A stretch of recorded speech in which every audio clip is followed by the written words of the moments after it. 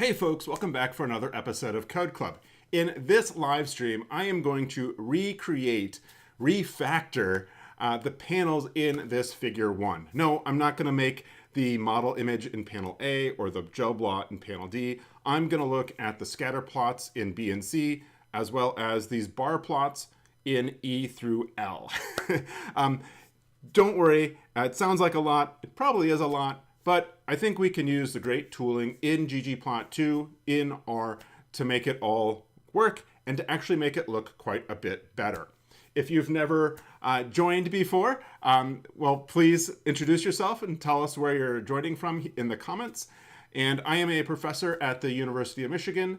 I'm a microbiologist, and I'm really interested in data visualization and helping people like yourselves learn how to improve your data visualization skills and using tools like R and other reproducible research practices. Again, I would just love it if you chimed in. And hello, Matthew. Great to have you. And so earlier in the week, on Monday, so 2 days ago, as I'm recording this, I posted a critique video where I went through and critiqued these panels, B and C and E through L. And there are a variety of things in here that I liked and didn't like. One of the big things that I think caught my attention were these p-values in these bars, right? So these p-values are very small, first of all, but they go down to 10 to the minus 15. And that's just bonkers, right? And then they have these R-squared correlation coefficients that go out for significant digits. And what ends up happening by including these p-values is that they, well, first of all, are using different y-axis limits, right? So the data in E and F are the same, but the y-axis limit is up to 2 and up to 1.5 here. And because they need to basically use half the plot for these p-values, they shrink everything down by 50%. And so that makes it actually harder to see the data. And then also they have one geom, which I would say is like geom jitter, to make the scatter plot on the like jitter kind of adds a little bit of noise to the X position. And they also then have a stat summary, which is the height of the bar going to the mean. And then if you look very closely in there, you can see an error bar, right? And so that's another stat summary. And so I want to try to simplify this a bunch. As I've already said, panel F, all the data in panel F is also over here. So I feel like panels F, H, J, and L are unnecessary. If you want to say that this is different from this, then put that in a sentence and say basically all these comparisons were less than 0.002, I guess, right? So anyway, again, as you're joining in, thank you. Matthew is coming from Australia, Lori in Toronto, Patrick from Kenya, great name. And then we have Saeed from Somalia. Awesome. So I know I say this every time, but just to remind you all, if you go to rifamonas.org, you can subscribe to my mailing list where you get an email from me every week. And hopefully it's the best email you get all week because I'm talking about some type of data visualization. I'll go ahead and put this link over here in the chat so you can check it out if you want. And I will also add to this. Let me see, what is the address? Let me get this. And I will also then put the link to the newsletter that describes the visualization that we're going to talk about today. So in the newsletter, I try to talk about things at a very high level and kind of how I would go about doing this. And so this is what we're going to do, is to think about how do we read in the data, how do we make the plots? And then on Mondays, right, I then go about plotting or posting a video of what? Of my critique of the video. So if I go to YouTube, is it Rifamonas project? Oh, I should have these links ready. Ah, there it is. What do you know? I got it right. And so then, let's see. I go to my videos, and then you can see the link here. And so I will go ahead and open this, but I'm not going to play it. So I will go ahead and get that link and put it over here into the chat. Hey folks, oh, it's running. All right, we don't need that. All right. And then the other thing I'll put over there is the link to the article. And so the articles that I'm using for these refactorings, I am trying to pick open access articles. And so anybody can get access to this article. The other thing about the figures that I've got, so if I click on full size image again for figure 1, that we see that there is a link for source data. And so the nice thing about this is that you can get the source data. And so it might feel like I'm picking on the authors of this paper for screwing things up or something like that, which I hope is not what comes across, that I'm being negative towards people. But they're kind of a victim of their own good practices, right? They're making their research open access, which is great, and they're making their data publicly available, which is great. I can't tell you how many papers are out there in journals like Nature that are not open access and you can't get the data, okay? So if the original authors are watching, please know that I am doing this because you have done good things, and it's not because I'm trying to be overly critical or anything like that. I'm trying to take concepts that I see broadly in the field, problems I see broadly in the field, and trying to propose solutions or things that I think are cool in the field and trying to show people how to do this. This type of plot where you have a bar, you have points, you have an error bar, and you have a ridiculous p-values is so common in the field, right? And I'm not going to go back to it, but on my YouTube channel, if you go to the community tab, I posted another example that I found from another paper where it was actually worse than this in terms of the p-values. All right, let's go ahead and get going today. Some weird audio sounds. I'm sorry about that. Let me see if I can do something about that here really quick. Thank you. Someone commented on that before. And I think I have my external hard drives going, and their fans sometimes make it loud.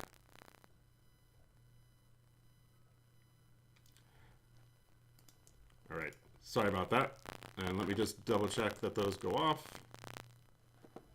Cool. So hopefully this is better. We will see. So let me know in the chat. Otherwise, I'm not really sure what else I can change, but let's see if that solves the problem. So got Fabian from Germany, welcome. Thank you. It sounds like that's fixed. Greg joining, and Brian from Iowa State, and we've got Lily from South Korea. Awesome. Thank you. And I think I saw that Professor Greg Tucker Kellogg has been recommending the channel to his students. So that is awesome. Thank you. That is the highest compliment. I know as a PI that if I recommend something to my trainees, that means it's really important, something I really value. And so that means a lot to me that you would do that. So thank you. All right. So again, what I want to do is I'm actually going to start with panels E through L and refactor those. And then if we have time, I'll go back and do panels B and C. I feel like E and L are a more common type of data visualization that I see in the field. And so I want to make sure that I have time to address those. And so let's take a moment and think about how we might refactor them.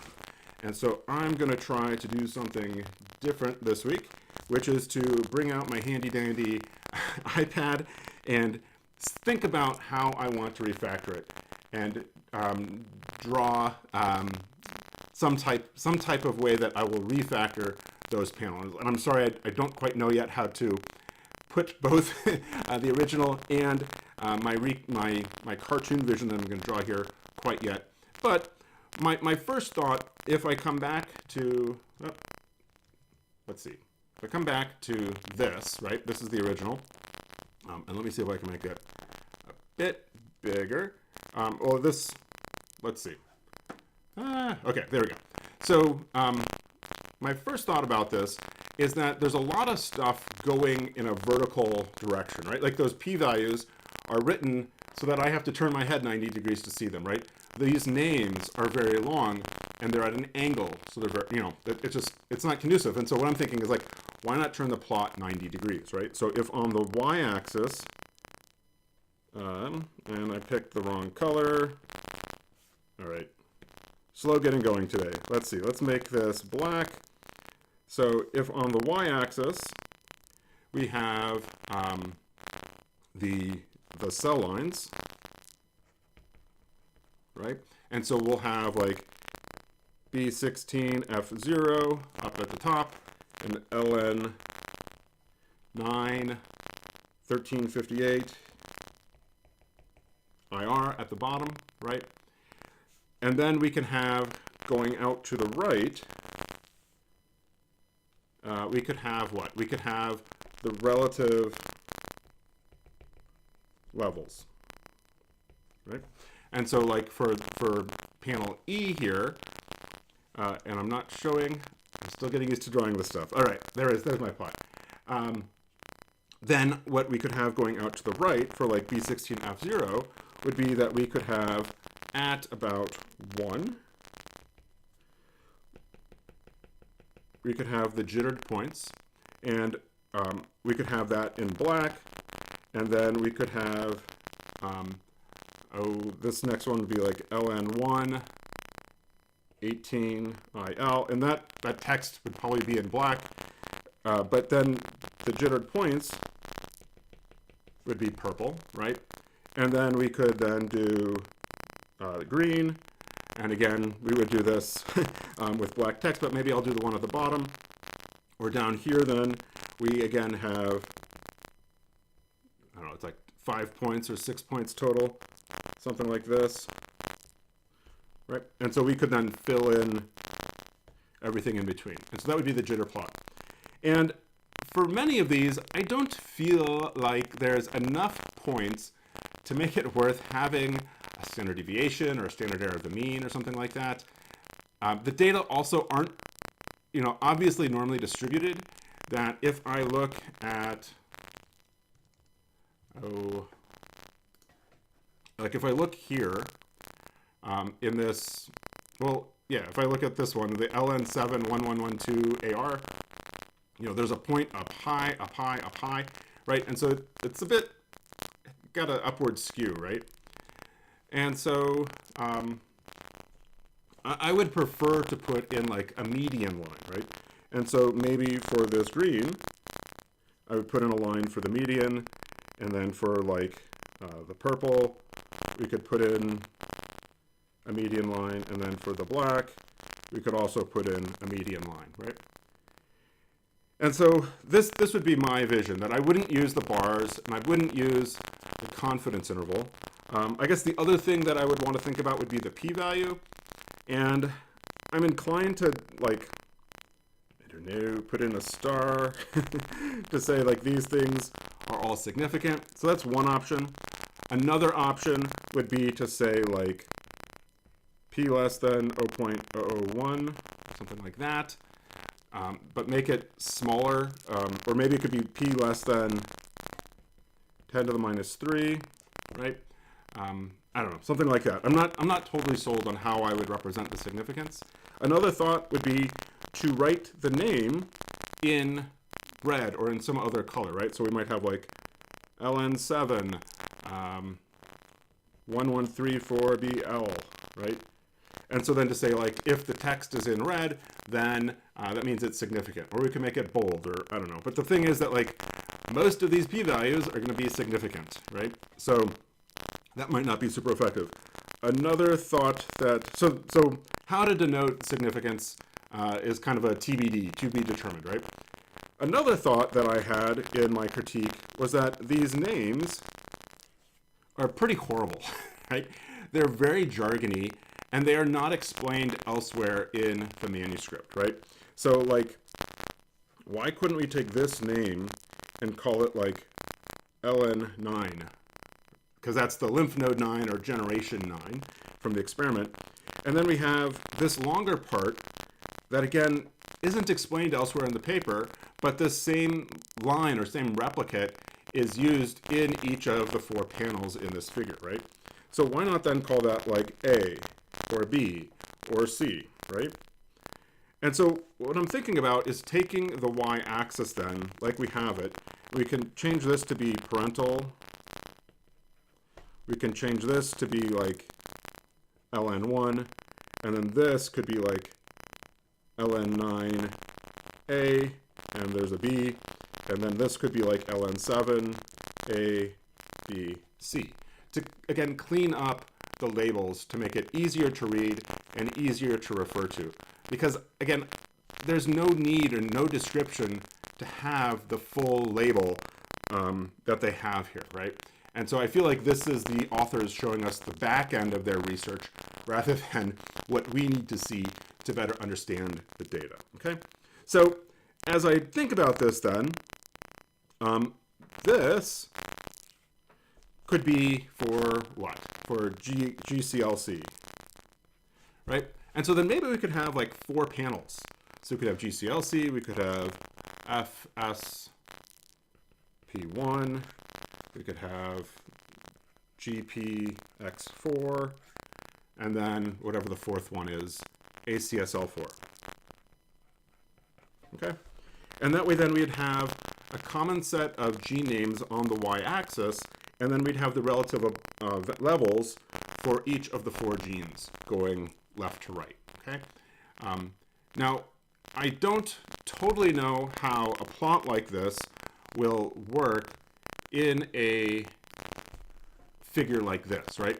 So it's gonna take some changing of the layout to make it work, right? And so I'm not gonna worry about that so much. I'm gonna make this plot though, maybe I will constrain myself, I think, to making it 7 inches wide, okay? So a sheet of paper, like the original paper, the original paper is 8.5 by 11, right? So 8.5 inches wide. And then I think the figure itself is probably about 7.5 inches or maybe 7 inches. So I'm gonna restrict myself to making it 7 inches wide. And I want it to look good at 7 inches. One of the problems with this figure and the figure that we saw a couple weeks ago is that the text gets really small.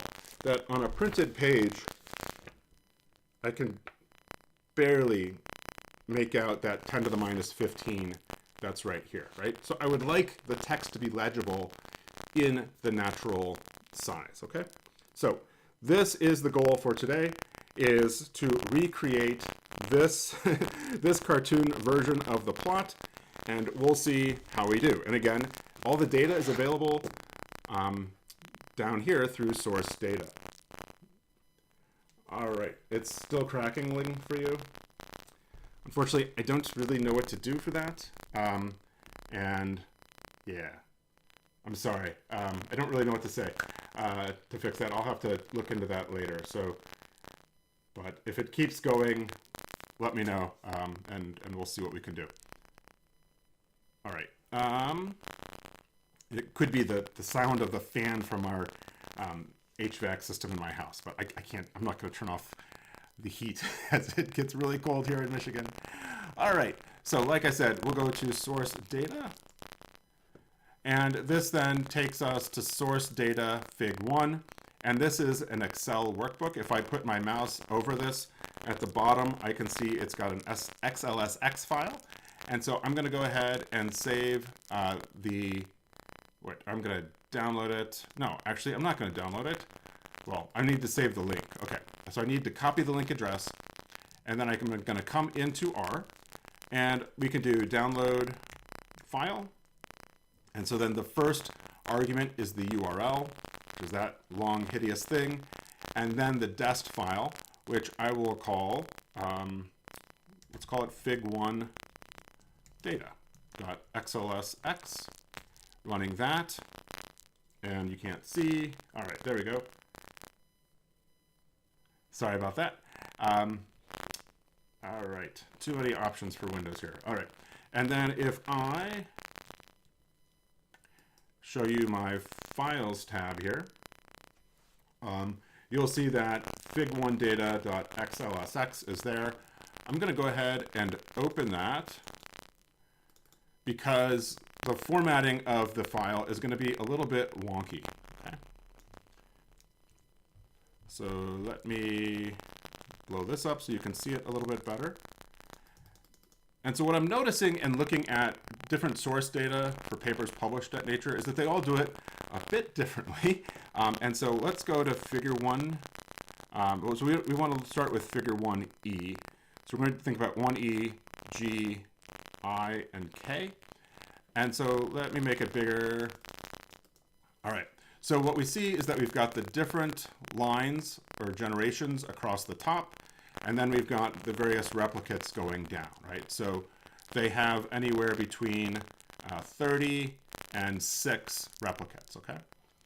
And one of the things that I like about this paper is that they show us all of the statistics, right? I don't know what they used to do statistical tests. You can actually do these type of statistical tests directly in Excel, but I think they copied and pasted it over. And actually you can see the locks at the bottom of each of these tabs. And so that means like, I can't edit these spreadsheets unless I know the password, which I don't know why the authors would password protect their stuff, but whatever. All right, so let's start with figure 1E, and then we'll, as we build out the facets, we'll bring in those other files. So let's get this read in, and then we can think about how we want to do everything else. All right, so we need the read Excel package, and so we can get that. That's installed with tidyverse, which is a meta package that has things like ggplot2, dplyr, all sorts of things. Great to have you joining us, Hector from Carmen, Mexico. That's awesome. All right, and then we'll also do library read Excel. And now what we could do is read underscore Excel, and then I can do fig1 data.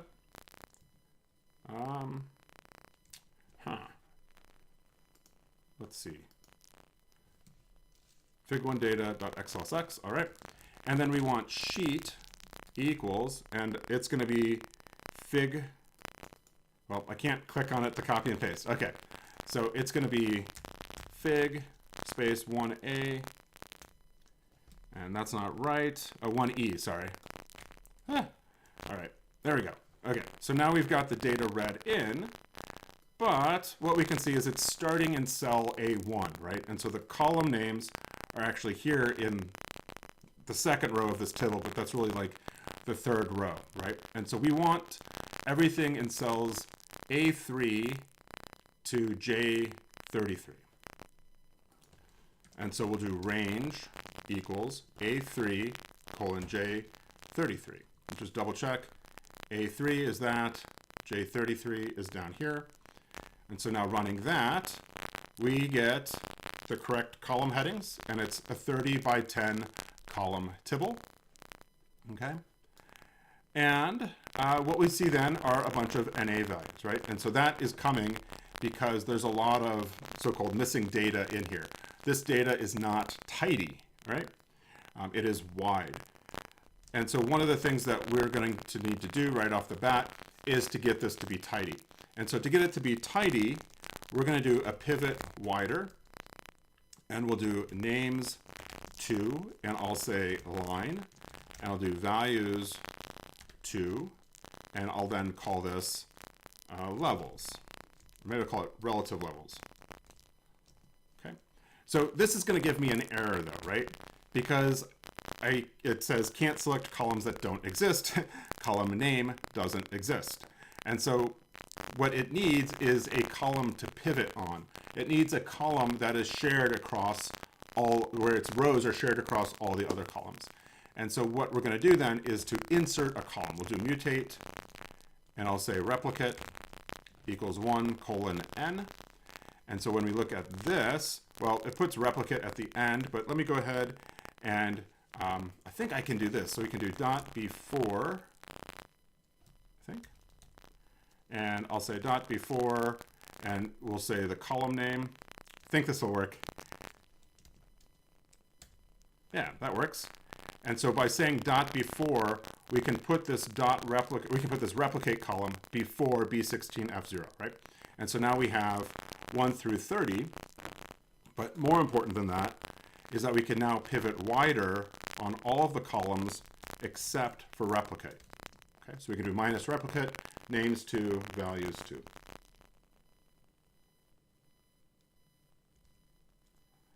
All right, and so it's, oh, I'm using pivot wider. I don't mean to be using pivot wider. I mean to be using pivot longer. All right. I think this issue with the audio is throwing me off a bit. I'm sorry about it. I can't hear what you're hearing, so I don't really know what's going on there. So let me see if I can try something.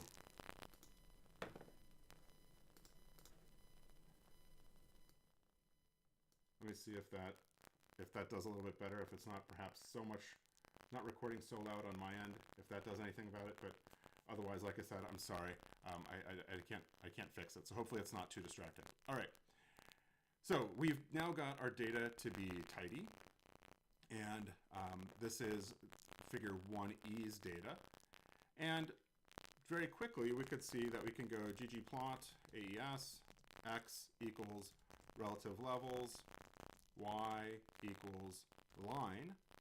And then we can do plus geom jitter, right? And so running that, we now see on the right side, we then see the jittered plot, where we have the B16F0 at the bottom, LN1 18IL, and then going forward, right? And so those don't quite have on the plot. And yeah, so, all right, let me try one last thing. And after that,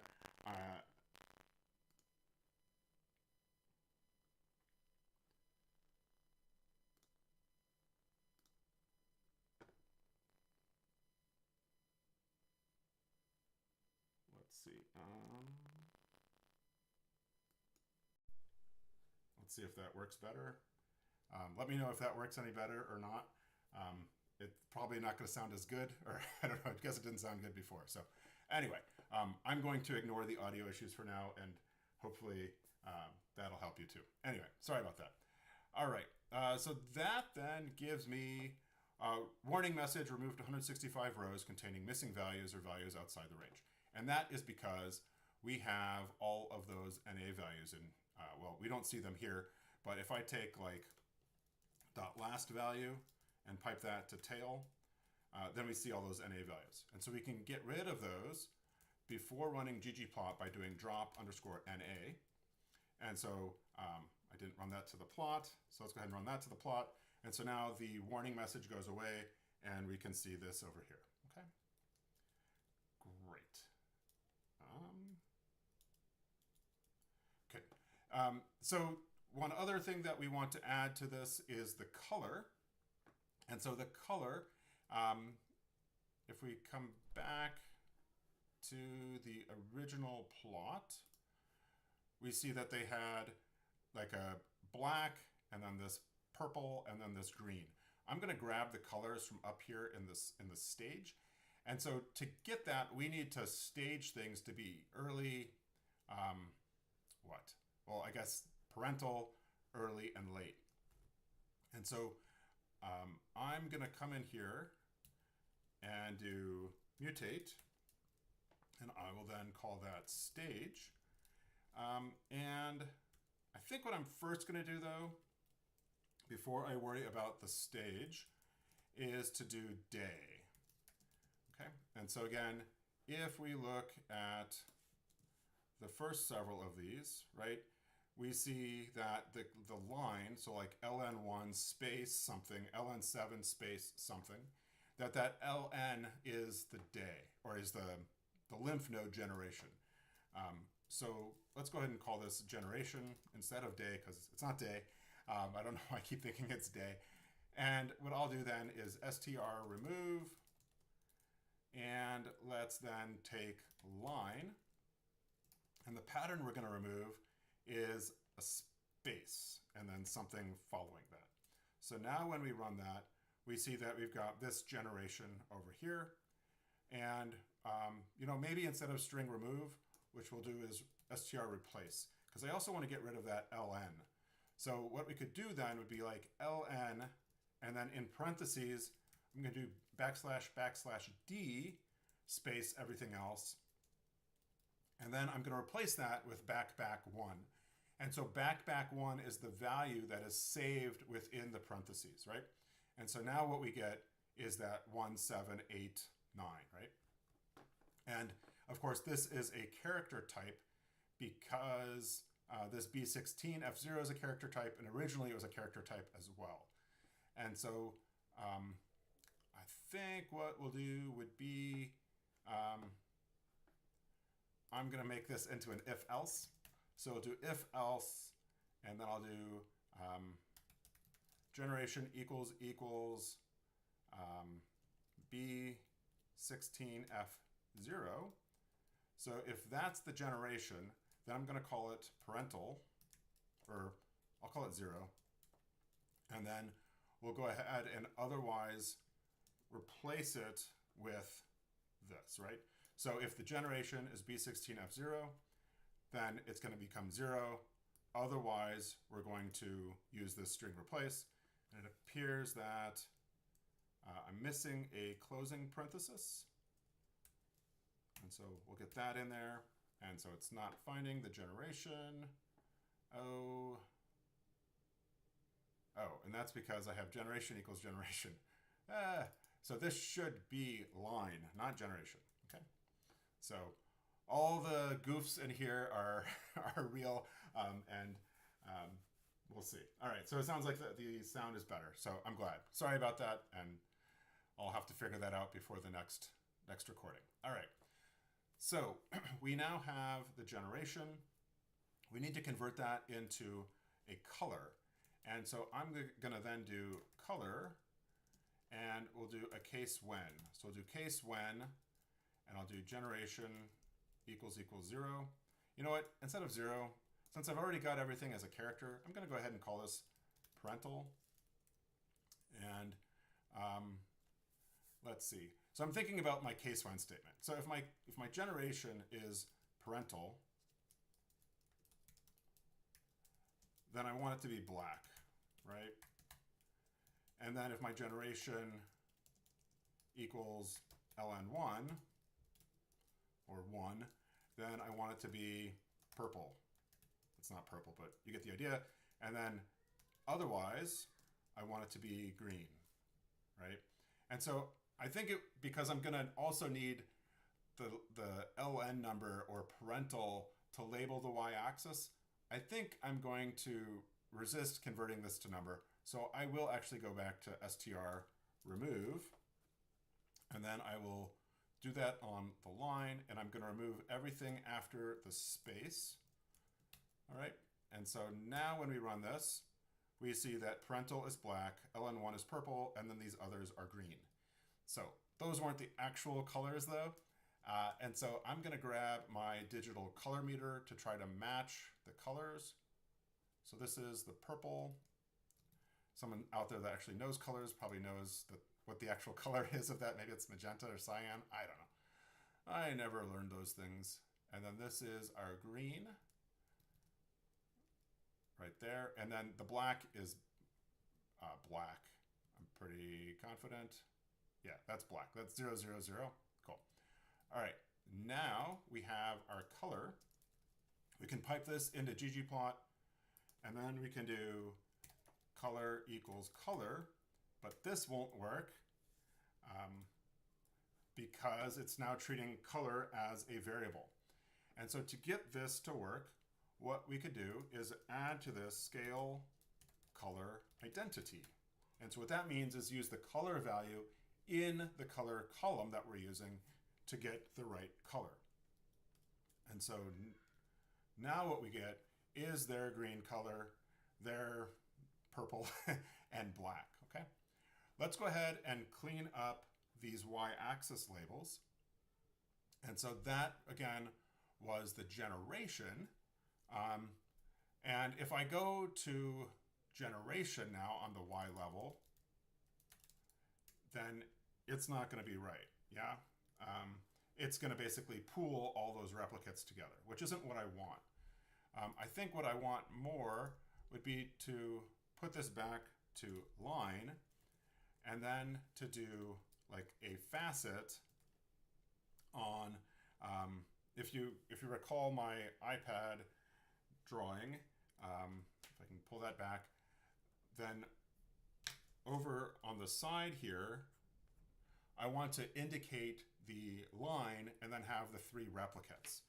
And so what I'm thinking is that I can use facet, like facet grid or facet wrap, to make like parental, ln1, ln7, 8, and 9, and then within each of those I can have the replicates.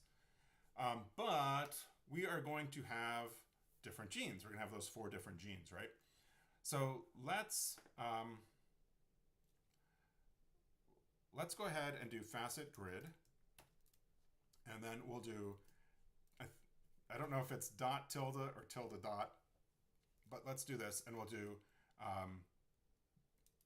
generation. And let's see if that works. And there we go. So what we can see then is putting those generations across the top. And so that tells me that what I wanted was generation tilde dot. And so now what we see is that we've got those generations going row-wise. And of course, we want these labels on the left side. And we don't want every line to show up in every one of these facets, okay?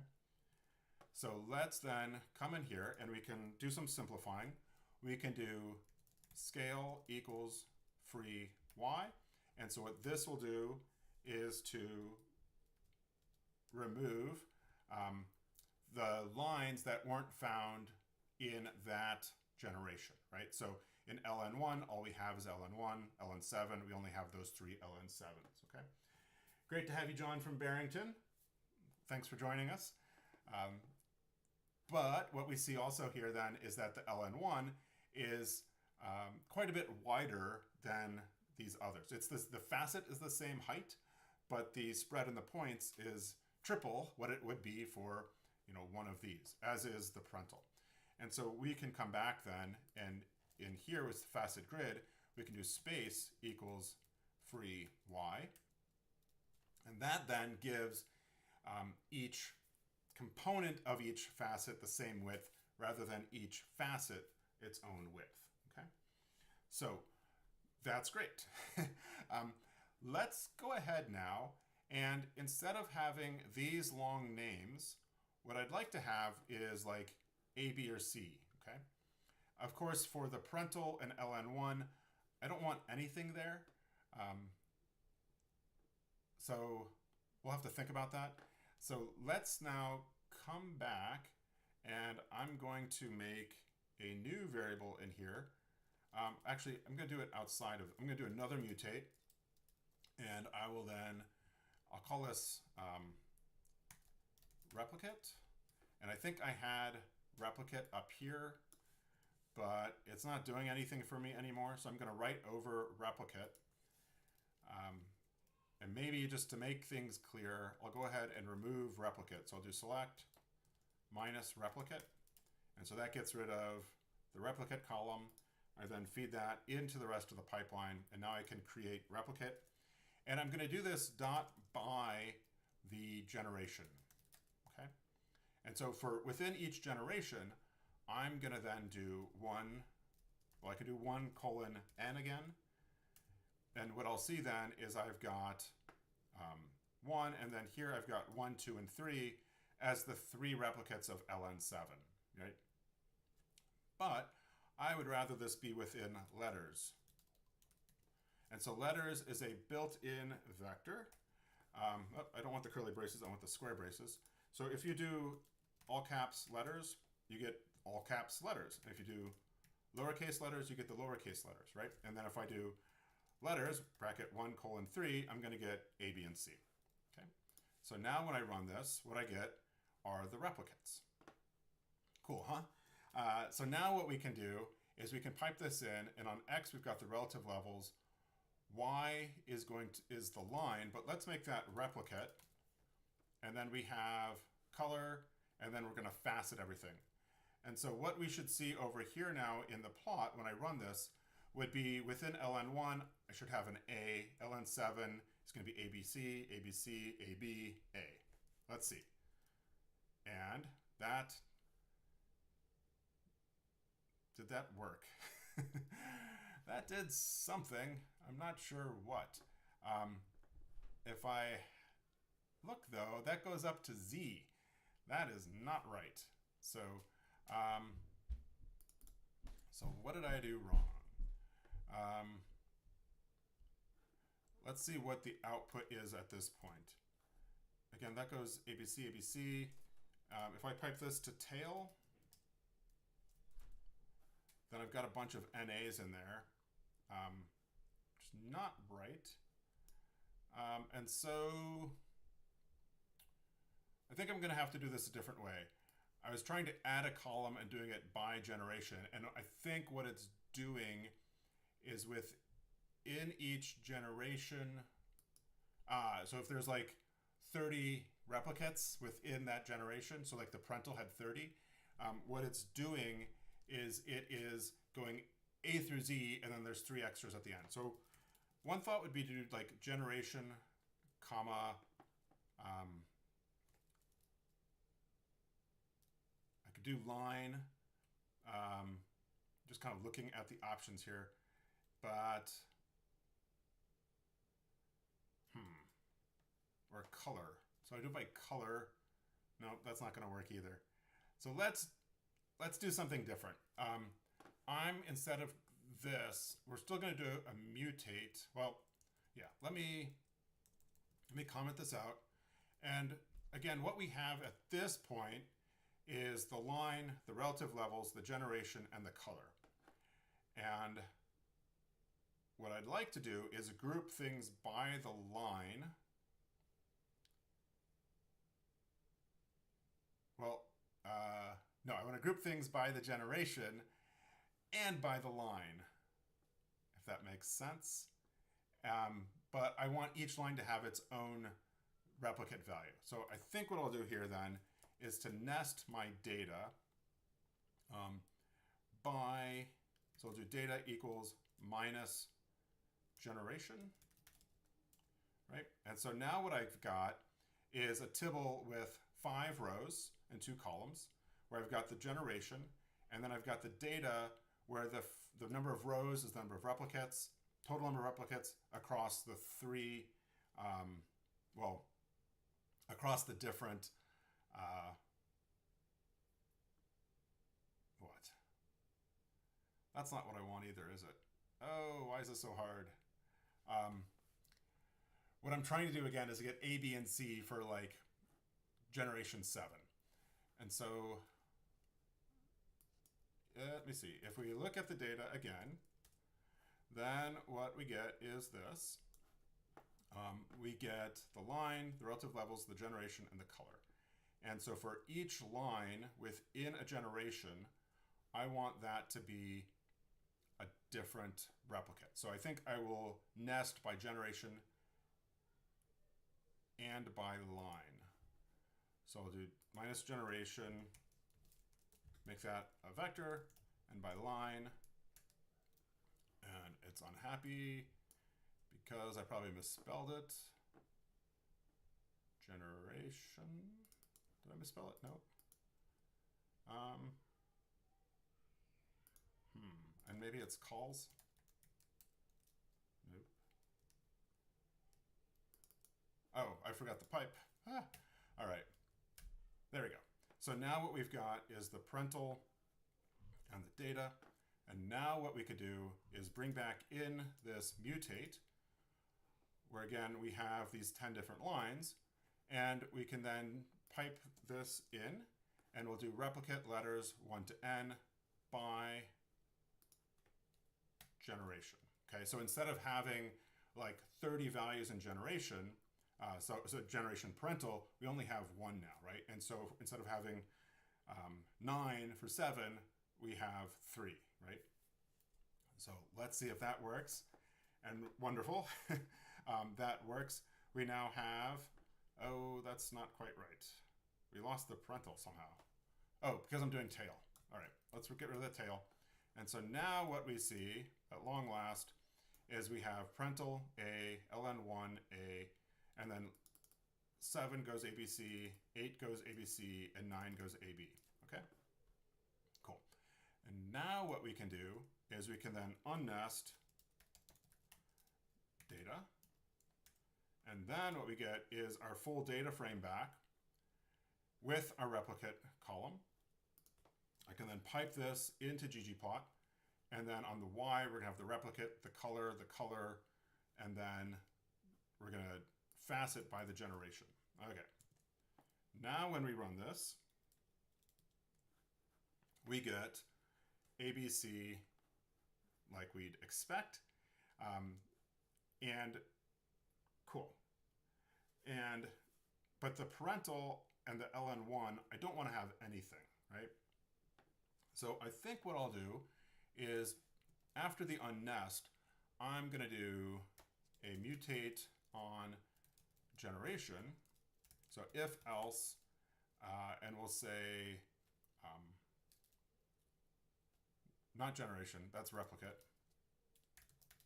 If else generation, I'll do in. So if it's in ln1 or parental, so if it's in one of those, then we're going to return a space. Otherwise, we're going to do replicate. And I see I misspelled generation here. All right. And so now when I run this, what I get for parental is a bunch of emptiness, right? And now if I pipe this into everything else, what I get is a blank for parental and for ln1, okay? So now we want to clean this up a bit. And so the first thing I'm thinking about is the order of my replicates. And we can fix that by coming in and doing chord Cartesian. And there's a new argument from ggplot2 version 4 where we can then do reverse equals y in quotes. And that should reverse the order of our y values, right? So now we go ABC, ABC, AB. And of course, ln1 and parental don't matter. We'll also, though, want to make our facets in the right order. So we want parental before ln1. And so to do that, what I'll do is we'll take generation and we'll make it a factor generation. And then for levels, I'll do parental, ln1, ln7, ln8, and ln9. And let's get this on separate lines so it doesn't go off the right side. Oh, even more. All right, there we go. And so now we should get parental at the top and ln9 at the bottom, or maybe it's going to be the opposite. We'll see. And what we see is that we've got parental at the top, ln1, ln7, 8, and 9. Cool. All right. Let's now move these labels that we see on the right over to the left side. And so we can do that within the facet grid function. And so we'll do switch. No, not that. Oh, no. What'd you do? Switch.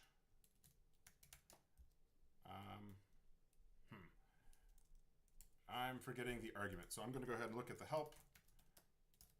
Because while I like facets, I don't always remember all the arguments, but I know where to look, which is in the help. And so what I'm looking at is switch. It is called switch. And so if you look down here, we'll see switch. By default, the labels are displayed on the top and the right. If X, the top labels will be displayed to the bottom. If Y, the right will be displayed on the left. Okay. So we'll do switch equals true. Oh, and I want to give it, sorry. So we'll do switch equals Y, because that's the label I want to flip, right? And so now we see that the labels are on the left side rather than the right side, but I want those to be outside to the left of my y-axis labels. And so we can set that in theme, and we'll do strip dot position or placement equals outside. And so now what we get are those labels on the left side. All right. And what I'm thinking is these labels, so like parental and ln1, and maybe all of these, I would like to be rotated 90 degrees because I don't want people to have to crane their neck, right? And what I'm also thinking then is that if parental is a bit longer, then if I turn it 90 degrees and I can move things over to the right a bit, then parental and ln1 might actually be pretty close to where I want them to make it look natural with the rest of the plot. Okay, so in here we'll go ahead and do strip dot text, and I think we're going to do dot y equals element text, and then we'll do angle equals 90. And so that didn't change anything. And so I don't know if they're naturally 90. So let's try 0. Okay, that didn't work. So let's do dot y dot left. And there we go. And so now we see we have parental ln1, ln7, 8, 9, and they're, we read them left to right rather than bottom up, right? So let's go ahead then and get rid of the left lab. So we'll do labs, and we'll do y equals null. And while I'm in here, I'll do x, and I'll say, oh, what was the original? So this is relative levels. So I'm going to say protein level relative to parental as my x label. And it's unhappy because, oh, I put a comma instead of a plus sign. All right, there we go. And so now we've gotten rid of that left label. And now what we could also do is, because those ticks, I think, well, let's leave them there. And so that's the text. Let's go ahead and do hjust equals 0 to get these to be left justified. And then let's go ahead and mess with the margin. So we'll do margin equals margin. And I'll do r equals, let's try minus 10. And that should get the labels to move over to the right, right? And it does, but we're getting clipping of our parental. So let's do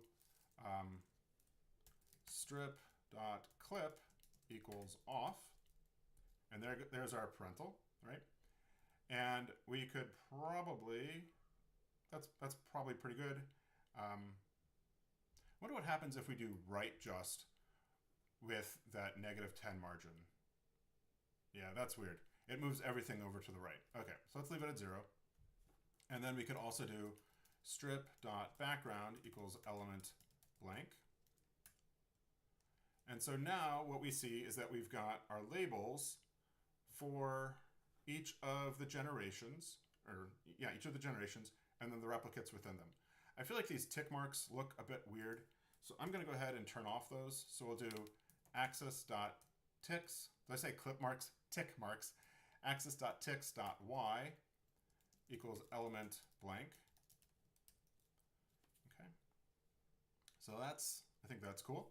And I'm going to go ahead in here also and do theme classic. And so that gets rid of the background and those grid lines, and it, gives us a solid line, right? And so I think that's pretty good. I feel like the text is a little bit close to the line, but again, I'm gonna wait on messing with that until I'm doing it in an actual file. So I'll do ggsave, and I'll call it faceted, I'm gonna call it lymph node levels.png. I'll do width equals 7, height equals 4. And then let's see what this looks like. Okay, there you go. So now we have the plot saved a file in the size that it would be on a printed page. So this would be like a full page width figure. But this is only for one gene, right? And so let's see now if we can bring in those other genes, okay? So hopefully you guys are still with me. Holler if you have any questions as I go through this. Again, what I've tried to do so far is to show the data as points and to make the text more readable, those labels. I might be missing something in what these names mean, but again, my look through the paper tells me that they don't really mean anything. And if I did like ln7 a, b, c, and then I had ln7 a, b, c, I think that's just as good as these long, obnoxious names. And so I think automatically that would make the plot a lot more readable, as well as doing this thing where, where'd it go? We're reading left to right, right? I'm noticing as I look at this though, that the data, the jitter is quite large relative to the labels, right? So I'm not totally sure over here, say, what's A, B, and C? What points belong to A, B, and C? Because there might be some overlap. So let's come back up to that. And so that can be set in geom jitter. And so we could do like width equals 0.2. And so that's going to make the width a bit more narrow. Let's go ahead and take it down to say 0.1.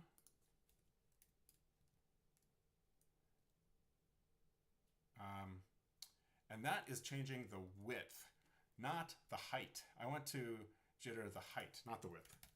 I'm used to doing jitter plots across with the categories on the x-axis, not the y. So let's try this instead. And so that makes it a bit tighter, like I'd wanted. You want to make sure you know which direction you're jittering, because we want to jitter in the direction where it doesn't really mean anything, right? And so I think that is pretty good. We could maybe go up to, let's try 0.3. Okay, I think that's good. And so what I'll do next, though, is to draw on a line to indicate the median. And we're going to do that with stat summary. So let's do that after the geom jitter stat summary.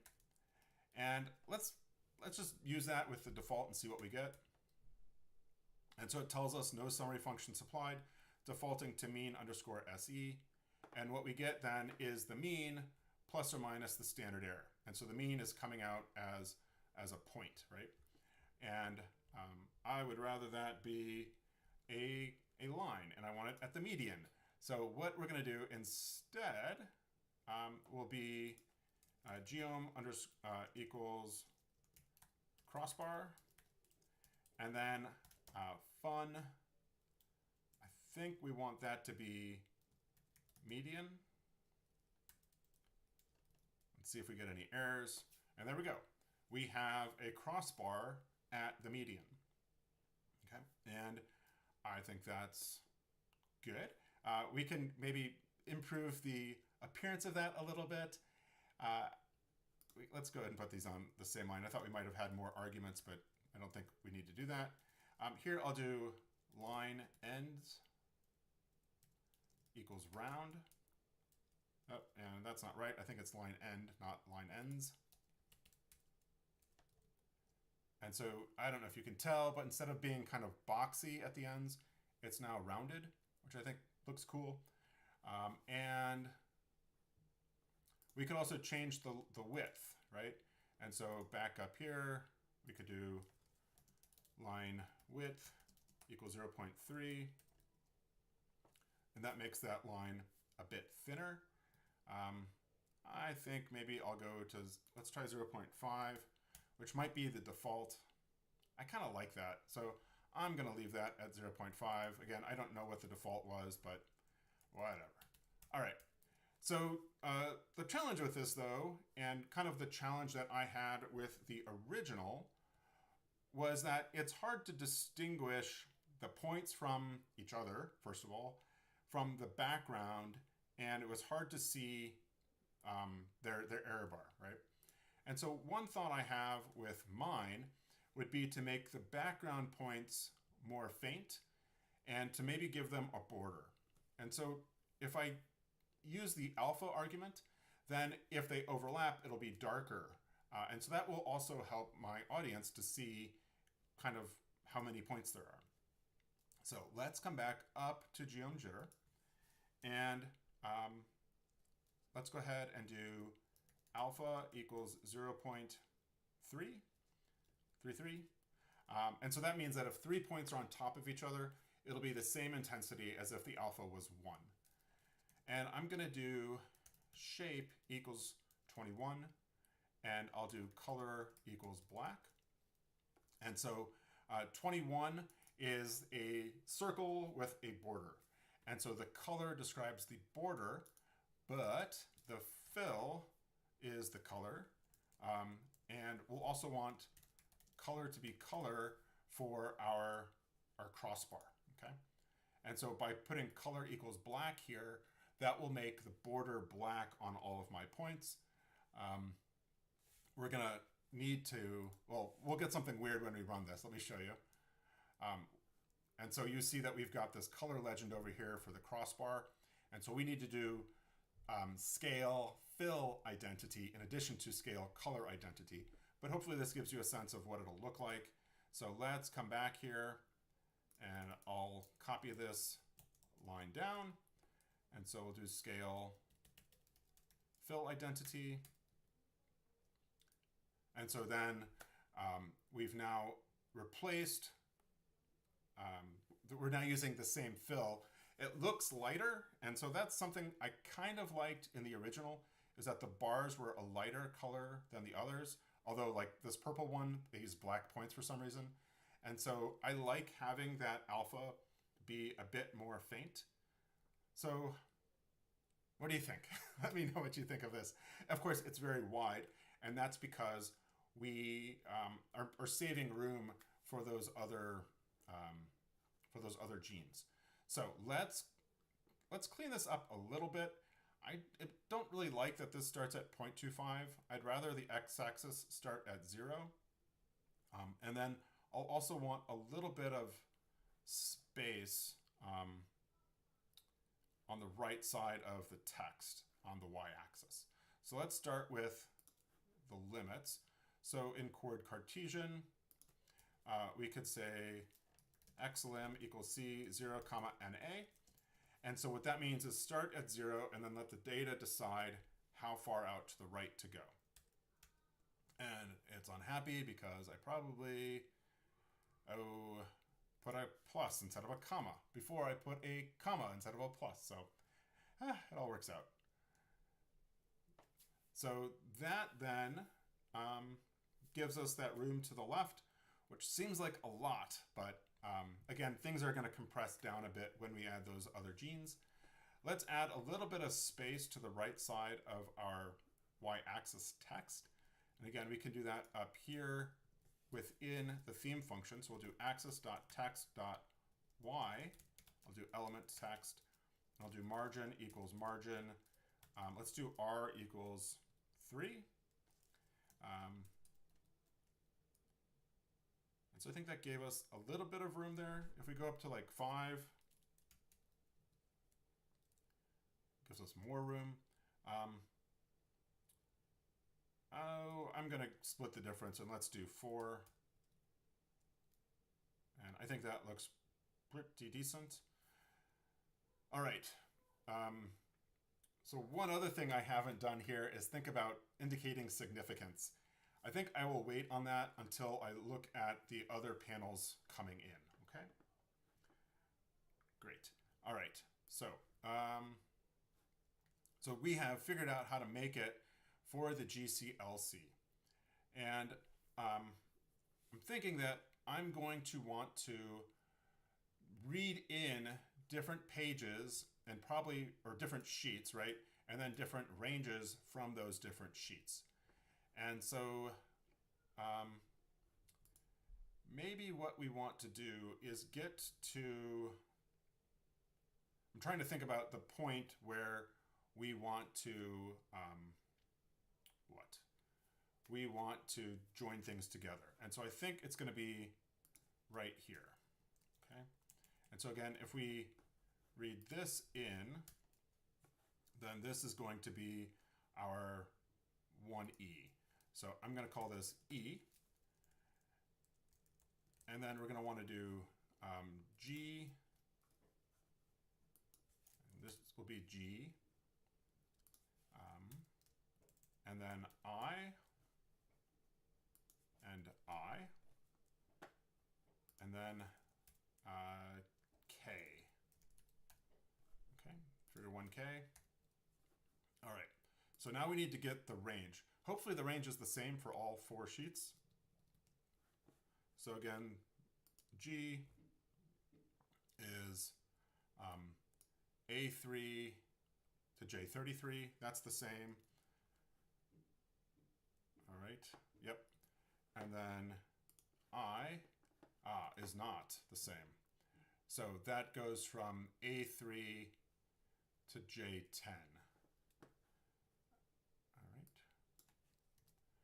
And then the fourth one, panel K, is A3 to J18. Okay. And so again, loading these all, and it's unhappy. I'm getting an error, fig 1i not found, and I see down here at the bottom, there's a space between the 1 and the I. So I'll go ahead and do that. That works now. And then K works, right? So again, I have E, G, I, and K. And we can then bind these by doing bind rows. And again, I'll do E equals E, or, well, let's do that. E equals E, G equals G, I equals I, K equals K. And that then will bind them all together, but it doesn't give us a column with the data frame that it's from, right? And so we can do that with ID. And so we could do ID equals protein.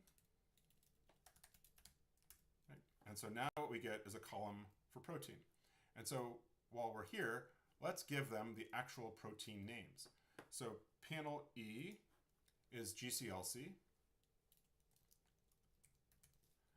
And then panel G is FSP1. And then I is GPX4. And then K is ACSL4. Okay.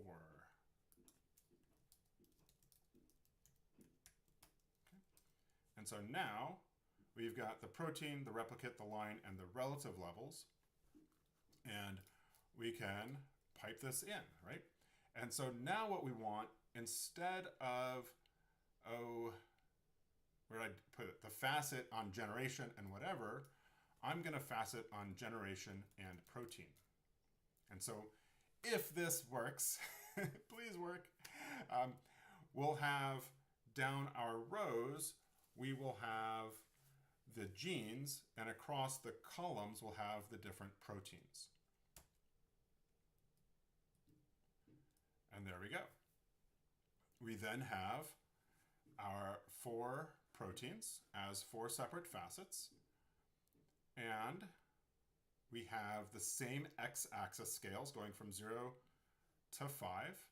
That was another one of my critiques about the original, was, again, the relative protein levels had different y-axes, right? And so like for FSP1, it's elevated relative to the parental, whereas with GCLC and the others, it's lower than the parental. And so again, coming back to my version, we then have it going out to about 5. Okay, so that was amazingly easy, I'll say, compared to what I had expected it to be. And so let's think about, I think people like to have a y-axis line on these individual facets. So let's look at that. And I already had that open. And so looking at the arguments here, I think what I want, so it says axes margins and margins equals false. So I think that's what I want to look at in terms of incorporating. So margins is either a logical value or a character vector. Margins are additional facets which contain all the data for each of the possible values of the faceting variables. I don't want that. Let's see what that would look like actually. So let's go and do margins equals true. And so that puts all the data together like this and all the data together like this, which that's not what we want. Okay, so then the other was axes, determines which axes will be drawn when margins, which is the default, not to be confused with this margins, axes will be drawn at the exterior margins. All X and all Y will draw the respective axes at the interior panels too. So I think what we want to do is axes equals all Y. And there we go. But I don't want those labels. Oh, I don't want the text. I just want the lines, right? So let's come back to the help. Axis labels. It's like they read my mind. Determines whether to draw labels for interior axes when the axes argument is not margins. And so let's see, when all interior axes get labels, when margins, only the exterior axes. Okay, so we want axis.labels equals margins. So we'll do axis.labels equals margins. And if I understand it right, only the left-hand y-axis should get labels. There you go. Wonderful.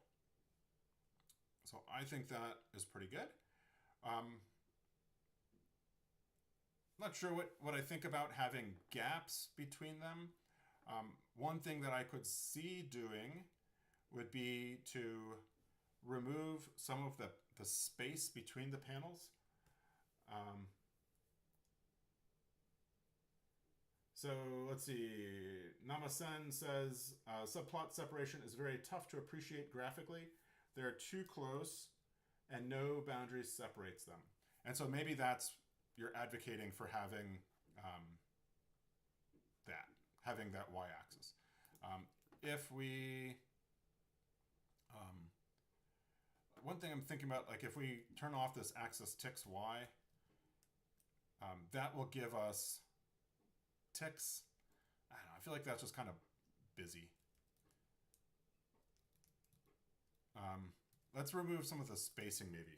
So we'll do panel.spacing.y. If we do unit 0 pt, then that brings those together. There is still a little bit of spacing between them, but we get this solid line.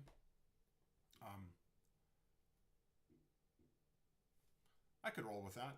I think that looks okay. Let's see, if we take it up to 1, that gets a little bit more spacing between the panels without getting a break. I wonder at what point we get a break in the axis. There we go. That starts to be a bit of a break. So let's take that to say like 1.5.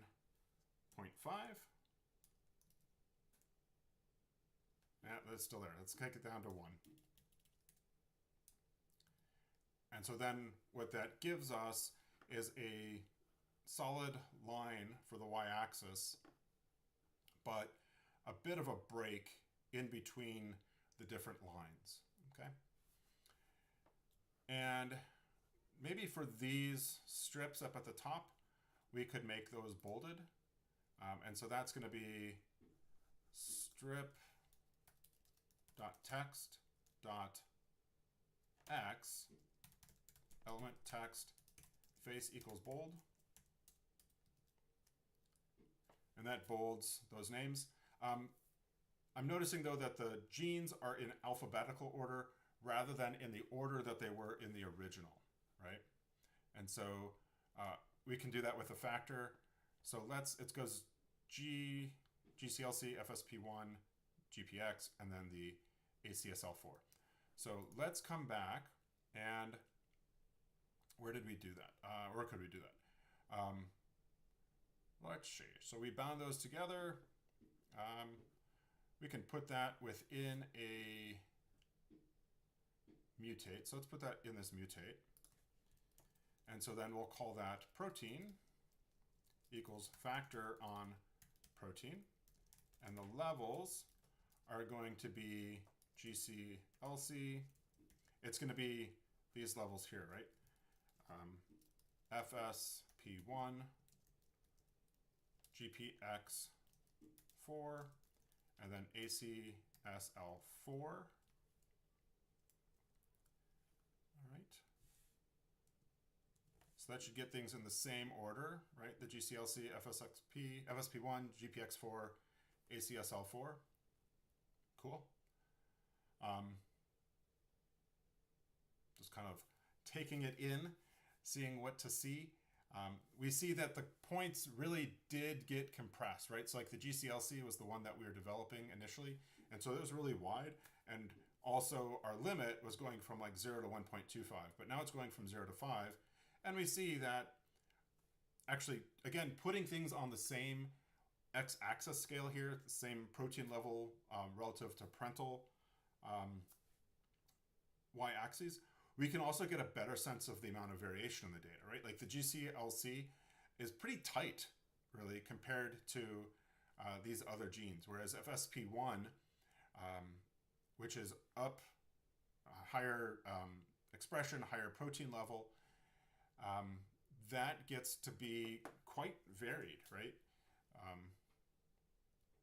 And again, by looking at GPX4 and ACSL4 in kind of this context, we see that maybe the protein levels were significantly different, but really, biologically speaking, perhaps not meaningfully different from the parental, which was, I think, part of the point that they were trying to make in the article. Okay. All right. You guys are being quiet. I'm a little bit nervous, so let me know what you think as we go through here. And so again, this is going to be the font size that would be in the paper because this is 7 inches wide. Maybe something I would do is kind of revisit the thickness of my median line. Let's see, line width, let's take that to 0.3. I feel like that kind of gets lost. I'm gonna leave it. Let's do 0.4. Oh. I think 0.4 is pretty good. Let's roll with that. And okay, so now the question is how to indicate significance, right? And so part of me thinks that we can indicate significance by putting some type of symbol. It would, I don't know, it would be kind of be nice to put the actual p-value. The instruction to authors says to give the exact p-value. And I think people overinterpret that, again, to have these crazy numbers of significant digits or absurd level of precision. There are other papers in Nature that I've seen where they use the star approach. So maybe let's think about that. You think about that, and then let me know what you think. Let's go ahead and see if we can figure out what those p-values actually are, okay? So we'll try to do some statistics. Did you know that you can use R to do statistics? I know, it's bonkers. All right, so we'll call this protein data, and then I will assign this to be protein data. All right, and then if we kind of run everything, let's make sure it all works. I'm noticing, of course, that the points move around from run to run, and we can fix that in geom jitter. Again, the jitter is a random source of variation that's added to the data. And we can do that with position equals position jitter, and then height should be in there as an argument, and then seed will be my favorite seed, 1976 0620. And now when we run that, if I run it again, nothing changes. And if I show you what it looks like over here in the panel, if I go back a plot, forward a plot, nothing changes, right? That set seed, oh, that went back too far. That set seed pegs the seed, the random number generator seed, to 1976 0620.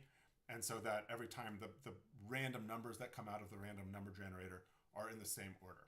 Okay, so what are we doing? Okay, let's go ahead and do the statistical analyses. So there are two statistical analyses that I want to think about.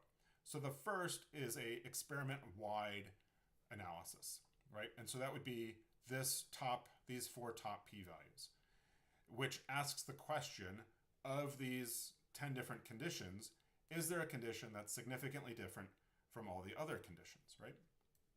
And again, if we look at their spreadsheet, figure 1E down here, they've got that, right? And so they're assuming a normal distribution and that they're doing this ANOVA. So let's see if we can't replicate this. We'll see. And then they follow that up with the Dunnett's multiple comparison test. Okay, so let's come back to R, and I have this protein data where, again, I have pooled everything by the protein, right? And so to kind of test things out, I'm going to filter the data to look just at protein GCLC. And, I meant equals equals. Yes, I did. And so now I've got the 135 rows of GCLC data. Okay. And let's see. So now what we can do is we want to do a,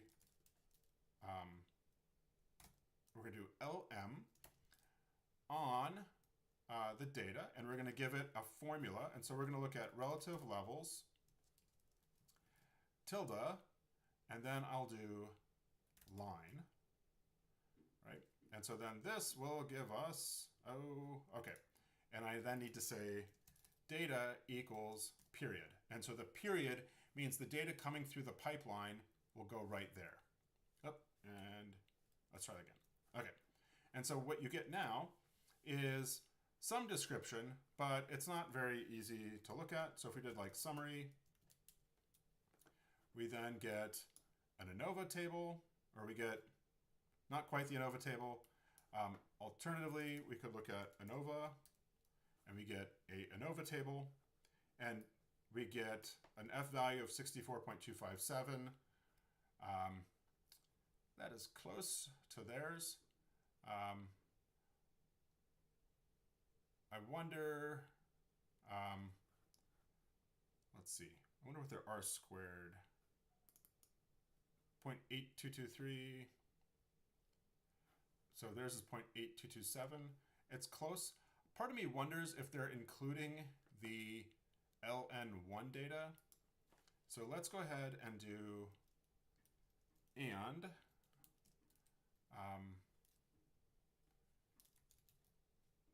generation not equal to LN1. And so that gets us a much larger F value, okay? So I'm gonna go ahead and leave that LN1 in to replicate their analysis, where again we get 64.257. All right, there's a subtle difference in the calculation, and so I'm not sure what that means, but there's 9 and 125 degrees of freedom. They don't give us the degrees of freedom. All right, whatever. But they get a very small p-value, as you see here, and we get that same p-value, or a very small p-value here, right? 2.2 times 10 to the minus 16. We are not going to report that. All right. So if I want to get that p-value, though, as a number, I could pipe that as to str, and then I see what the different values are, right? And so I could do pluck on PR greater than F, and that gets me a vector of values. And I'm getting one, what was it before? Oh, so before it was 2.2 times 10 to the minus 16. Now it's, or it's less than 2.2 times 10 to the minus 16. And here I get 1.23 times 10 to the minus 42. So there is a epsilon.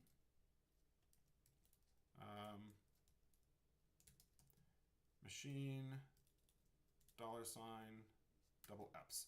So this is the smallest number that R can represent as a double, which is 2.2 2.2 times 10 to the minus 16, which is what it's saying here, right? That it is smaller than the smallest number that R can represent. And so, and so what this means is that if I did like 1 plus this value, then I get 1, right? If I, let me take, where did I put that value? No, it's this value, right? This is the machine double epsilon, right? So if I do that, but I make this number a little bit larger, like put a 7 there at the end. Oh, that's still not doing it.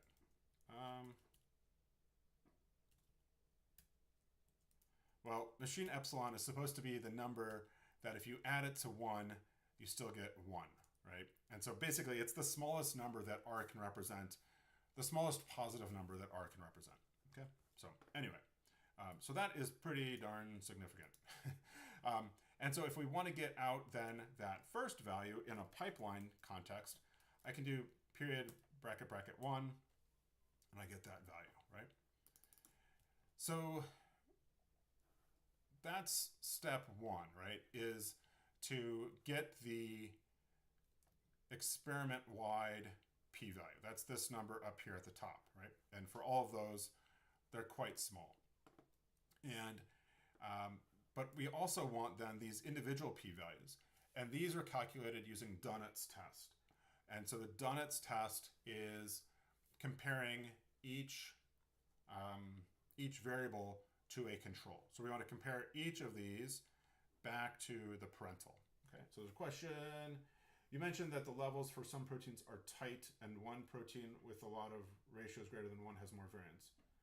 But aren't the levels a ratio? Yes. Let's see. Where's mine? So they are relative to 1. And the control, it's relative to the parental. I don't know if that's what you're asking. But aren't the levels a ratio? Yeah, these are a ratio. There's scaled protein levels back to the control. So it's kind of like, well, for GCLC, it would be this band relative to the intensity of this band, or this band to this band, right? And yeah, I'm not sure if that's what you're asking or not. Let's see. Hi, from the soft version. Can you, this is like going to be a big beach ball coming in for me to swing away at. Can you share your thoughts on why you think this isn't valuable to snip into an LLM and get a base to create this off of? This got recommended, this video.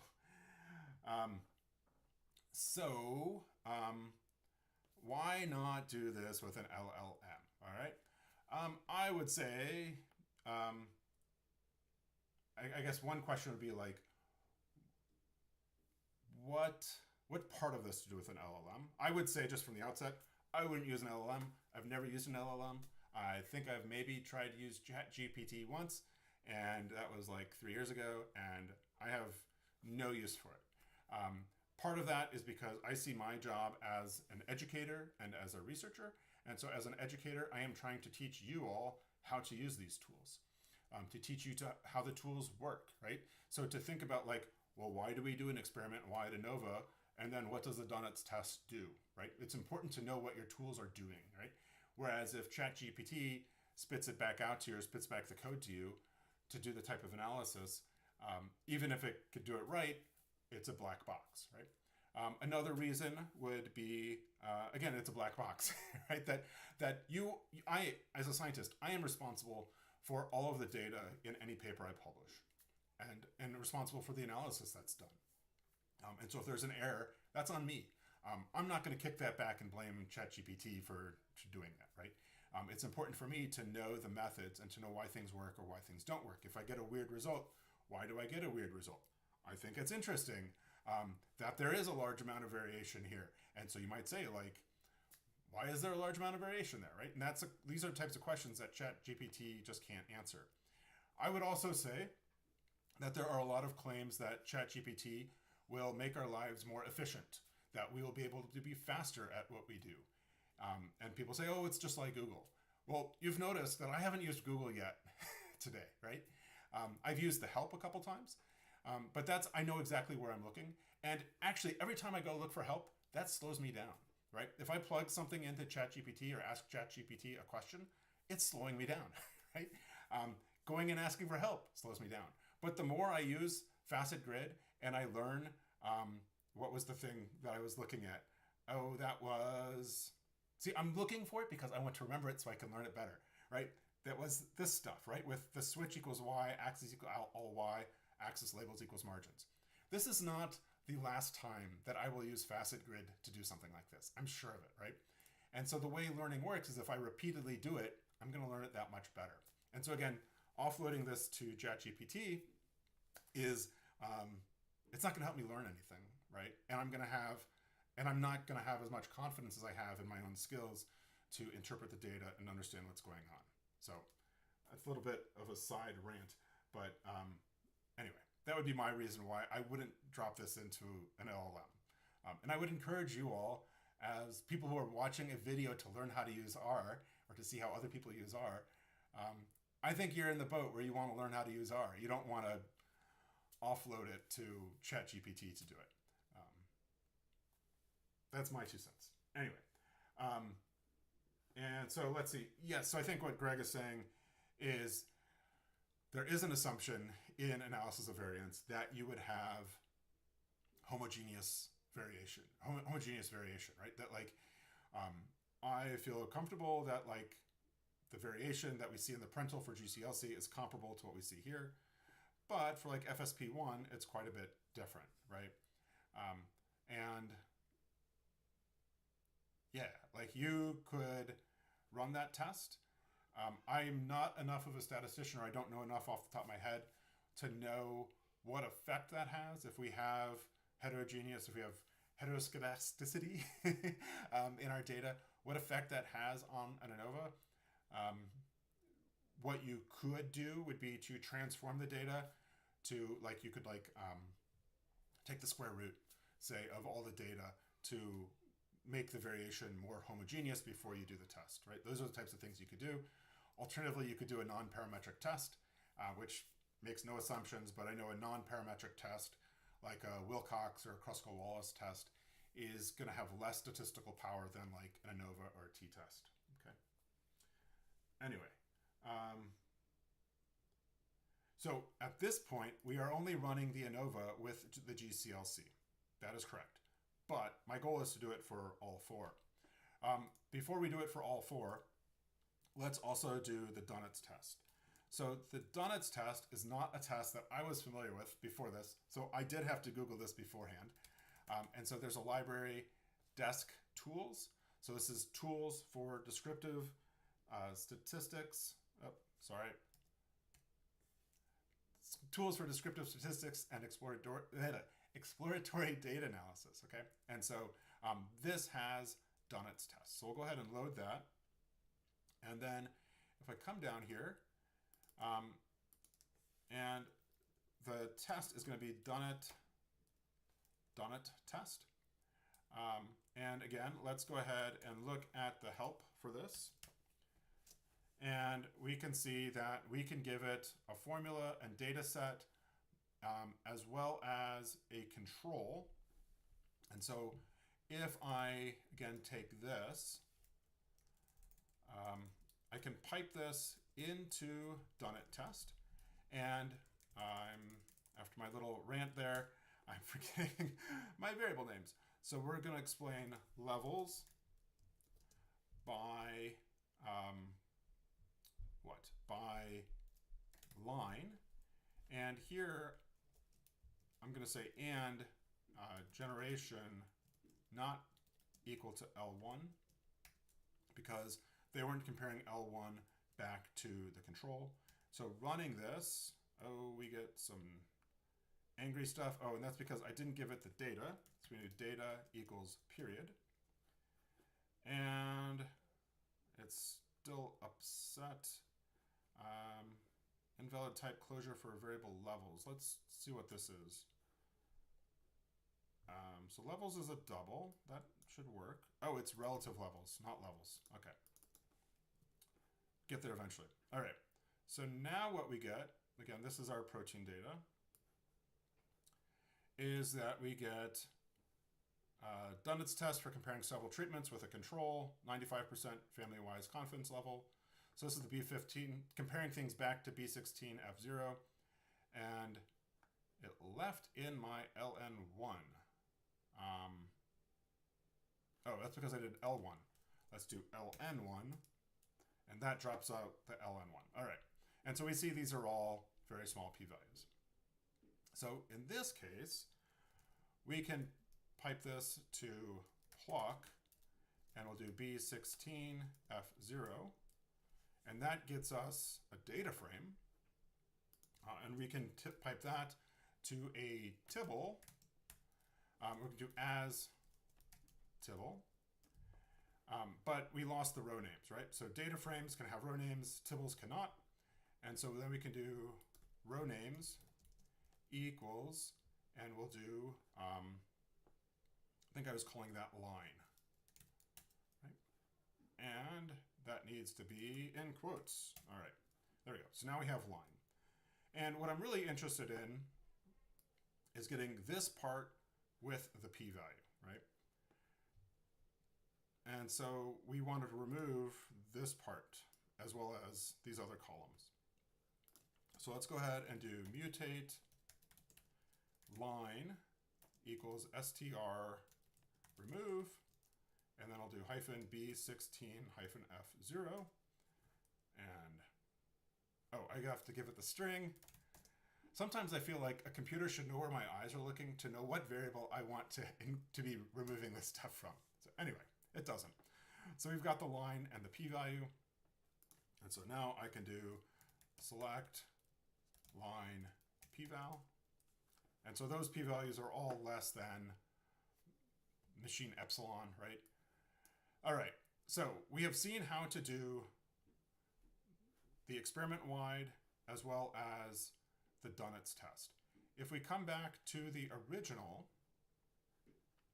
let's look at ACSL4 instead of GCLC. So ACSL4 and ACSL4.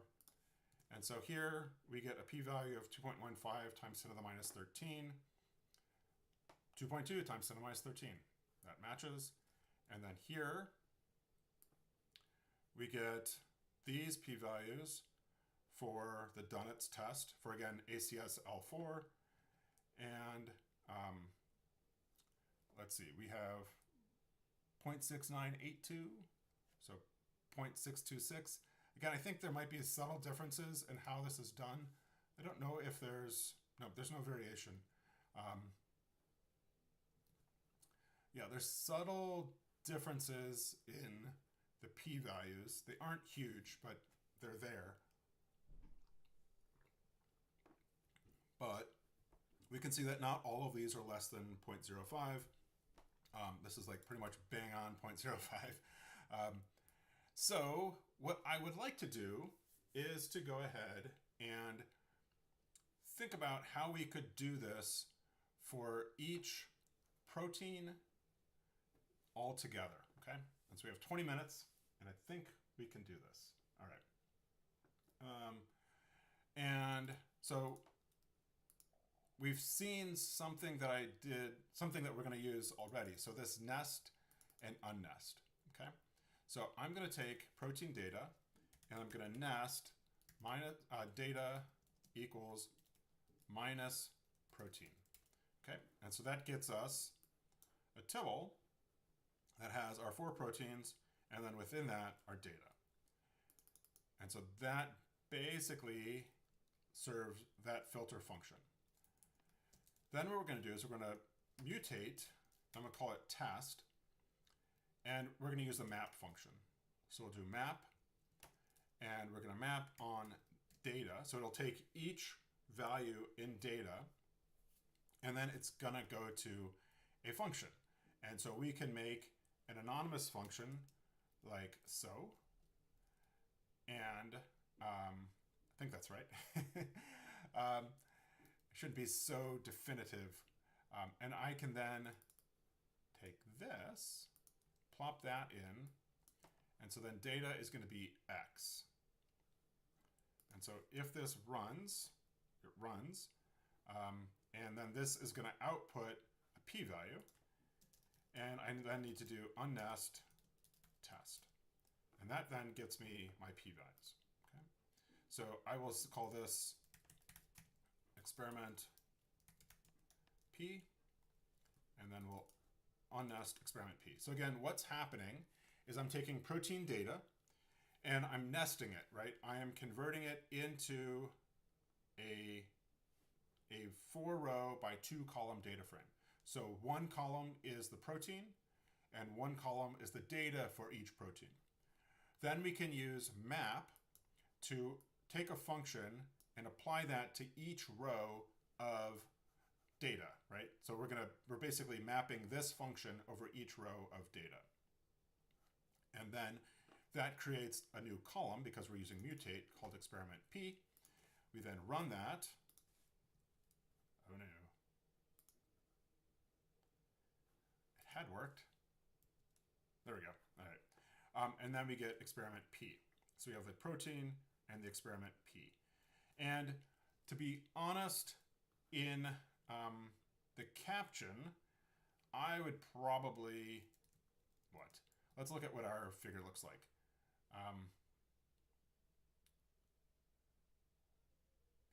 We could put like the p-value next to the name. That's something we could do. And I'm going to say mutate these. So I'll do mutate pretty p equals if else experiment p less than 1e to the minus 3. Then we're going to say p less than 0.001. Okay.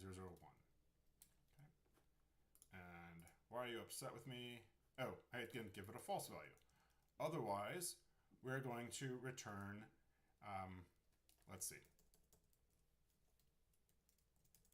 We're going to return a round experiment p digits equals 2. Oh, but that needs to be formatted because it has to output 2 strings. Okay, so this is going to be our pretty p. And I'm going to then call this experiment wide, like that. And then let's think about, let's think about how we're going to bring this in. So our factor was protein, right? And so I defined up here the levels of generation. Let's go ahead. So there's a variety of ways, as always, we could do this. I think what I will do, let's see, it's experiment wide, like that. And I think I will go ahead and do a select for protein and pretty p. Okay. And I will do a join. So I'm going to do an inner join. Yep, inner join between that and I call this experiment wide. So I like to put in the period to indicate, again, the data is coming through the pipeline to that slot. I'm going to join it with experiment wide. I'm going to join by the protein. And so now what I've got is I've got my pretty p, and I'm now going to join that to my protein. Okay, and so then we'll go ahead and do a mutate. But protein is a factor. Nuts. Why don't we I'm trying to think here. Where did I make that a factor? Right here. I will go ahead and bring that down to where I made it a factor. Or I guess I'm removing it as a factor from up here. Experiment wide should give me the same values that I had before. Yep, just different order. And you can see it's a character now. So I'm going to mutate protein to be what?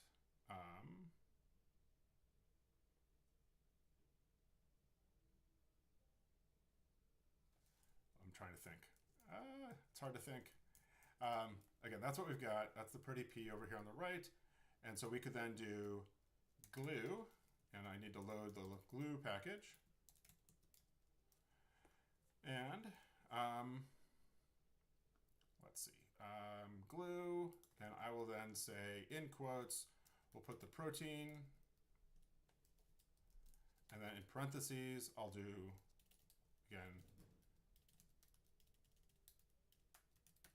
pretty P, and then that gets us our protein with the pretty P, but I forgot to put a closing parenthesis inside the quotes.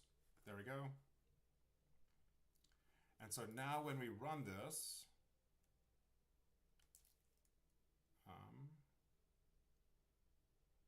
I put this in the wrong place. All right, I'm getting tired. Can you tell?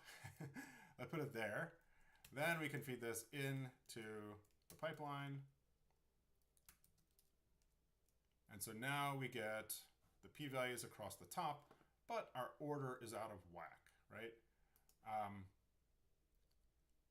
And let's see, part of that makes me think that we need a different approach to this. So let me go ahead and pull this back out. Protein data. Let's see. Cannot find function protein data. Oh, and that's because I have the pipe here. All right. Okay, so that's back to how it had been. So another way that we can do it is by using a labeler function. And if I again have experiment wide, I have that. And I, of course, took out the factor. So let's put the factor back in. I know it's annoying. So I'll do, let's go replicate equals factor, not replicate, sorry, protein equals factor on protein levels equals, and then we'll do GCLC, FSP1, GPX4, ACSL4, and then this should get us the right column orders, right?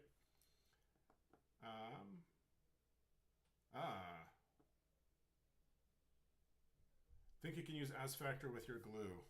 Let's see.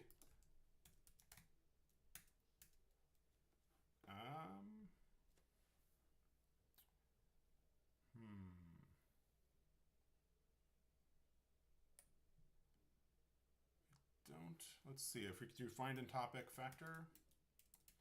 Yeah, that would be really wonderful, but I'm worried I can't do that. Nothing pops up. So that might be something, that sounds cool. I'll have to investigate that another day. Let's try the labeler approach. So again, we've got experiment wide. That's our protein, that's our pretty P. Let's go ahead and do mutate.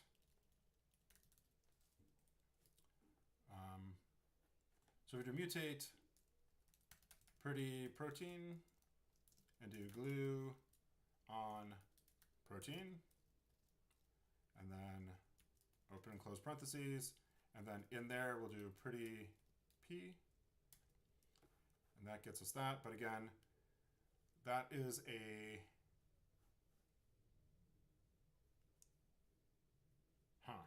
all right, I'll roll with this. I will call this protein labels. And let's do what? Oh, I'm thinking here. Up against the clock, I'm sweating. What I want is a vector. I want a named vector where the values in the vector are the pretty protein values, and the names of the vector are the proteins, right? And so what I can do would be, let's call it labels, and we'll do poll protein labels, and then I'll call that pretty protein, right? And so now labels is that, but I want names on labels to be the same thing, but not pretty protein, protein. And so now if I look at labels,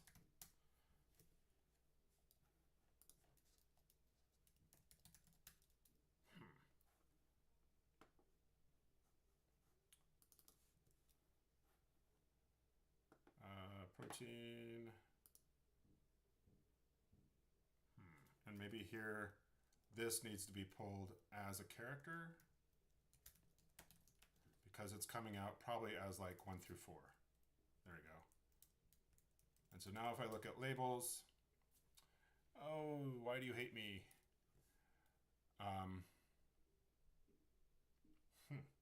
Let's try this glue thing because that sounds really cool.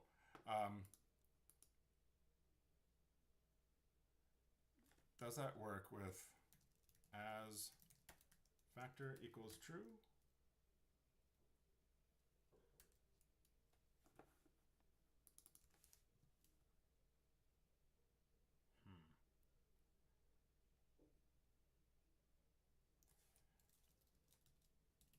If we arrange by pretty protein, it goes back to alphabetical. So I think it's ignoring that as factor.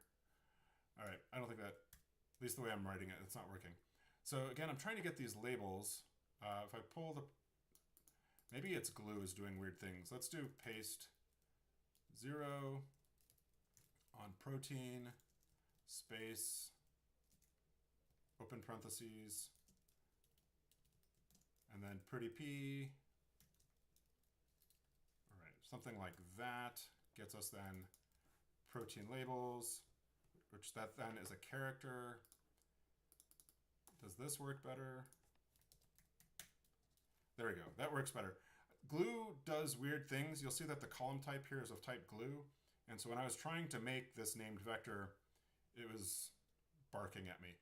All right, so now we have our labels for our proteins.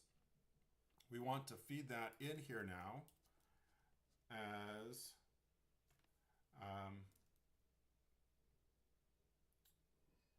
let's do, so I think the problem, Greg, was that if you do as factor on glue, whatever's in glue, it's going to turn it into a factor, but it won't necessarily be in the same order as the factor that you're joining together.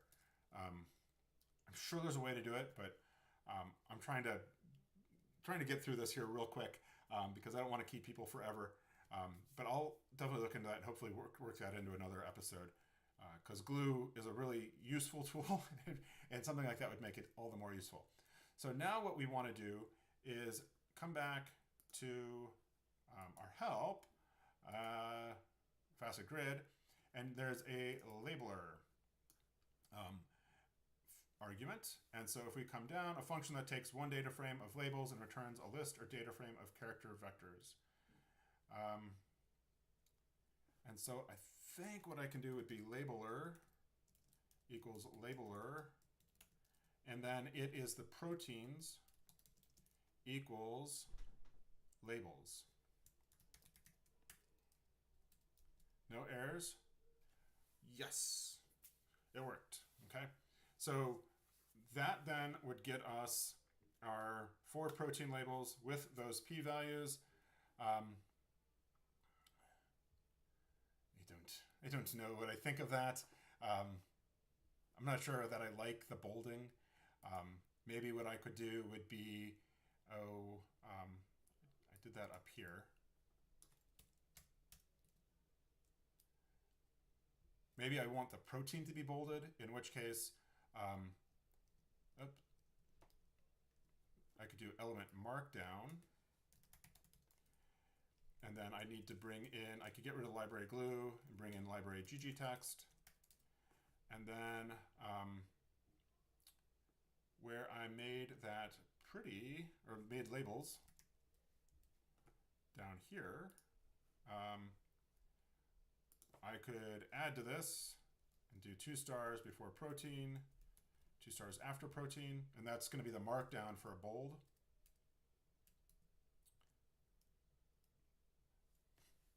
So that gets you the protein bolded and the p-value not bolded. That's cool. I think what I will do then is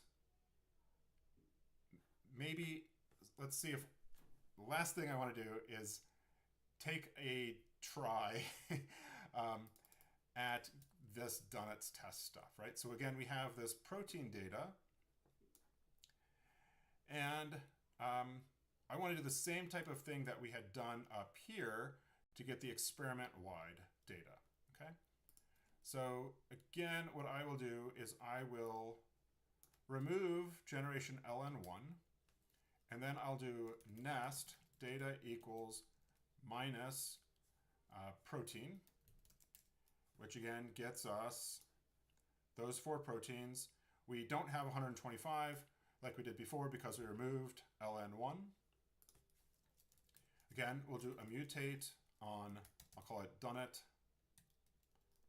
and then we'll do map, and we will then do that over the data column. And again, we'll do an anonymous function, which is defined. So an anonymous function is a function without a name. And so you can set that up in R with a backslash, parenthesis, and then the argument, so x in this case, and then in curly braces, the body of the function, okay? So if I then plop that in here as like the body of my anonymous function, I think that'll work. The data here needs to be x. So running that, object x not found. I think I started from the wrong position. So this then gives us Tibble 8 by 2. So let's go ahead then and unnest Dunnett. And now what we get is the protein, the line, and the p-value. Cool.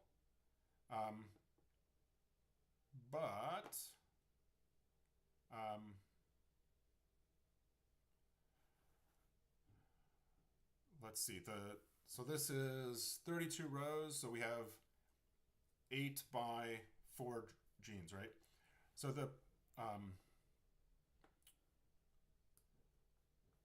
okay, so I'm thinking about making a separate data frame that I can use with geom text to plot this information. So to do that, I'm going to need the code that I wrote up here for the generation and the replicate. And so this seems like a fair amount of duplication, but I'm already at 2 hours and I don't want to go too much longer. So let's go ahead and plop that in. And again, now what I want to do is I want to get the generation, because that's going to be part of what's faceted, right? I don't care about the color. I don't care about the protein because I already have the protein. Okay.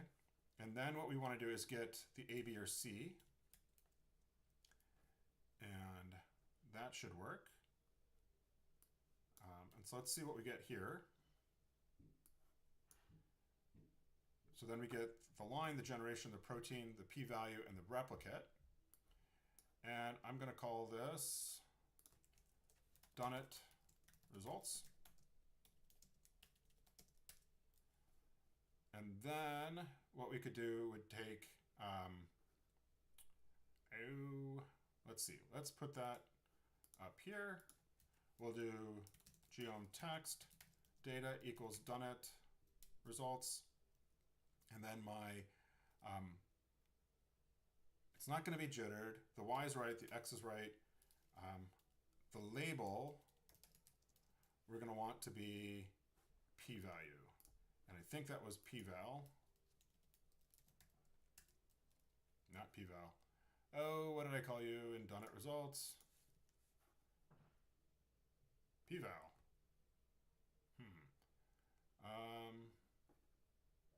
Oh, that needs to be an AES. So the label, if I'm mapping something, needs to be in there. Add a plus. And it's complaining object relative levels not found, right? And so that is because when I did ggplot with the y x relative levels, I was plotting points. And so I don't want to plot the text at different places, right?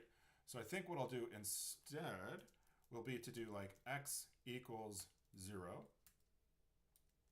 color not found, and I don't care about the color, so let's go ahead and do color equals black.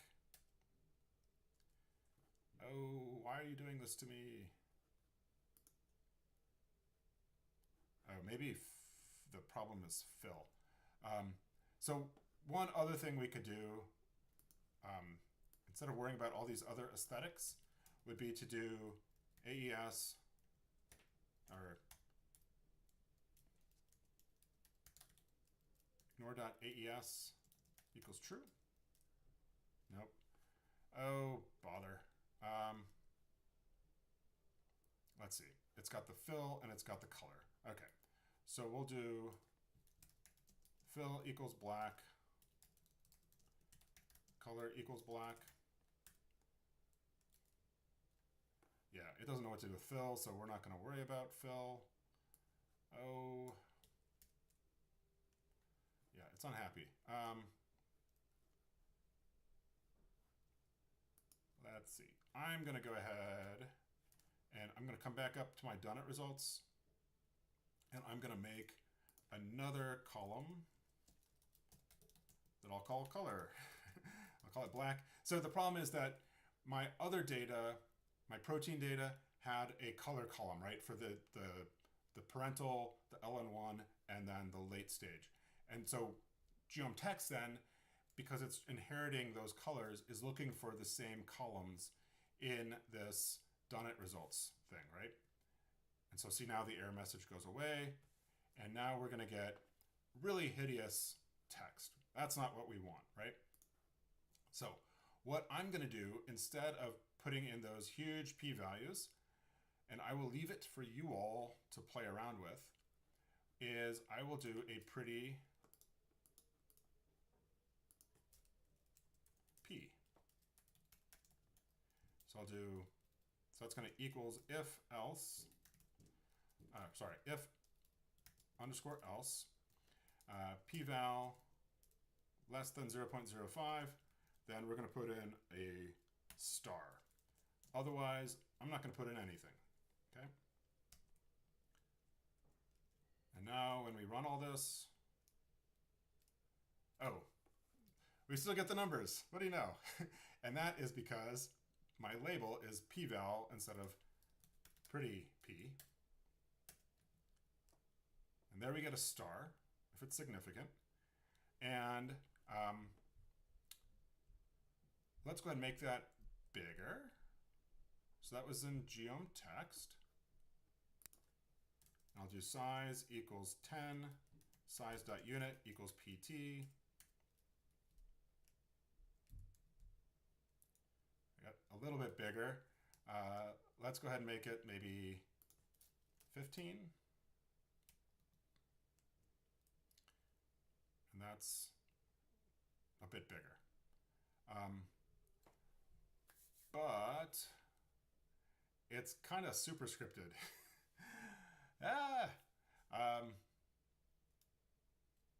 Maybe we can play with the vjust.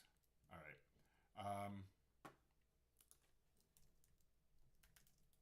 Vjust equals 0. Well, that went higher. Let's do 1. That's too low. Let's do, so 0 is too high, 1 is a little low. Let's do 0.75. And that's like bang on with the letter. And I'm going to call that pretty good. Maybe we'll make it, maybe the last thing I'll do is go ahead and make that a bit bigger. Let's go to 20. And then let's,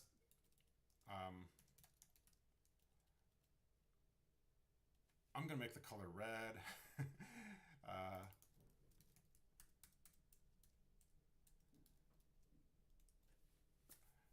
I don't really like the red, but I'm not going to, I'll take it back to black. All right.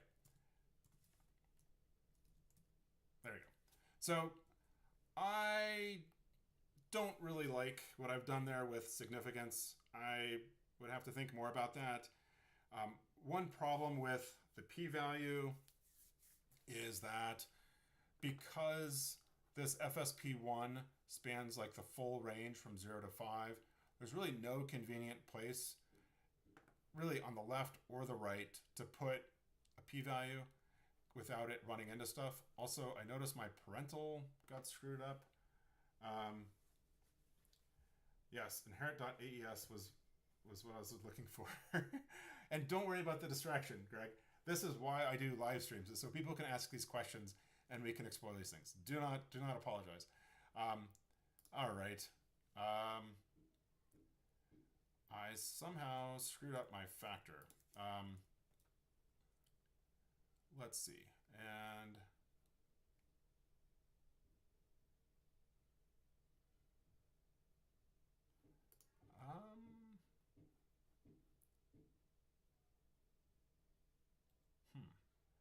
where did I make generation a factor?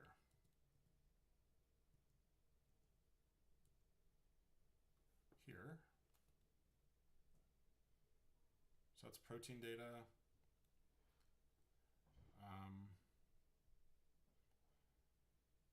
Let me try rerunning everything and see if that solves the problem. Nope, it doesn't solve the problem. Maybe something is happening to the generation factor here. So I'm going to go ahead and take this out here. And then down here where I'm making the plot, I'll mutate this to get that to look right. And the parenthesis, pipe.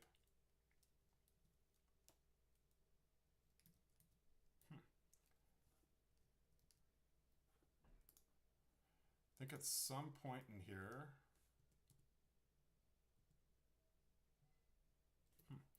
I don't know what's happening, but we're at 2 hours, so I think I will call it there. Before I post the code, I will figure out why parental is at the bottom rather than at the top of my facets here.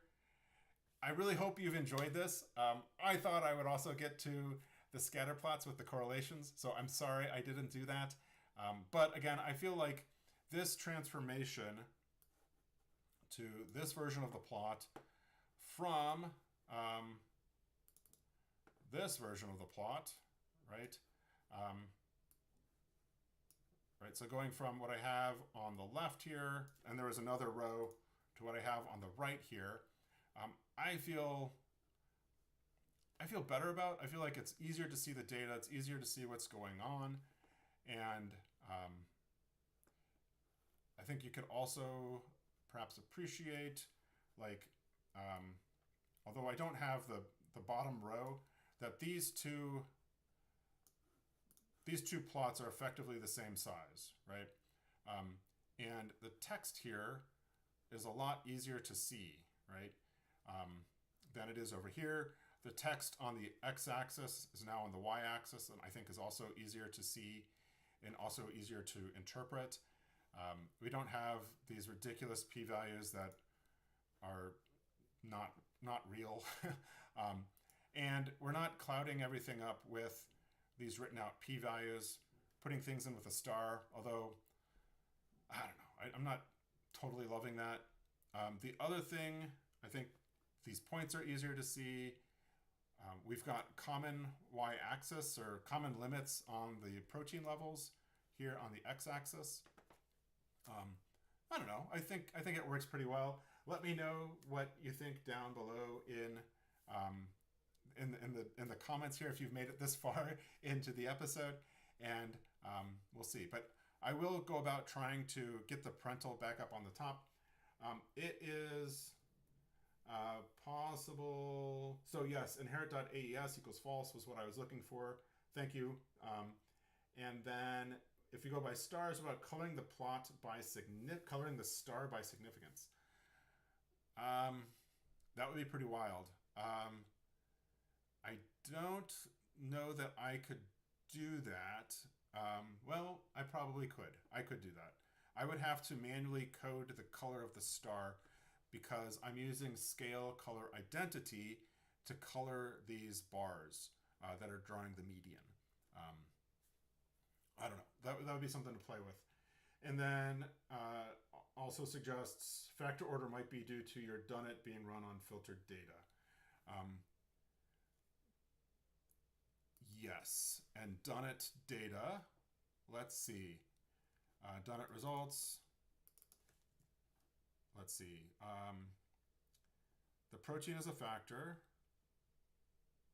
The generation is not a factor. So let's go ahead and I think then that we bring in done it causes the problem. So let's go ahead and bring this in back up here to our done it up here. We can get rid of a little bit of code. So let's try this. I think you're, oh, I screwed something up. I've got an extra pipe at the end here. And if you think it worked, there we go. Good eye. I forget who it was that mentioned that. Let's see. Darman, thank you so much. That did it. And yeah, so let me know what you think. Matthew says, I feel like having the quantitative variable on the y-axis would make comparison between proteins easier, but not sure how important that is in this context. Yes. Yes, so we could imagine flipping it. And I think one of the nice things, so we could flip it. I'll leave that for you all to play with. One of the nice things about flipping it would be, now that we've got these shorter names for the different lines and the replicates, then you wouldn't have to pivot them 90 degrees, right? So, and I will try that really quickly here. So we'll do protein tilde generation, and then we had scale free y. Hold on, let me not get too excited here. Let me go ahead and copy this, comment that, and then let's flip this. So we'll do protein tilde generation, scale equals free x, space equals free x, switch x, switch all x. There's other stuff we would have to change, but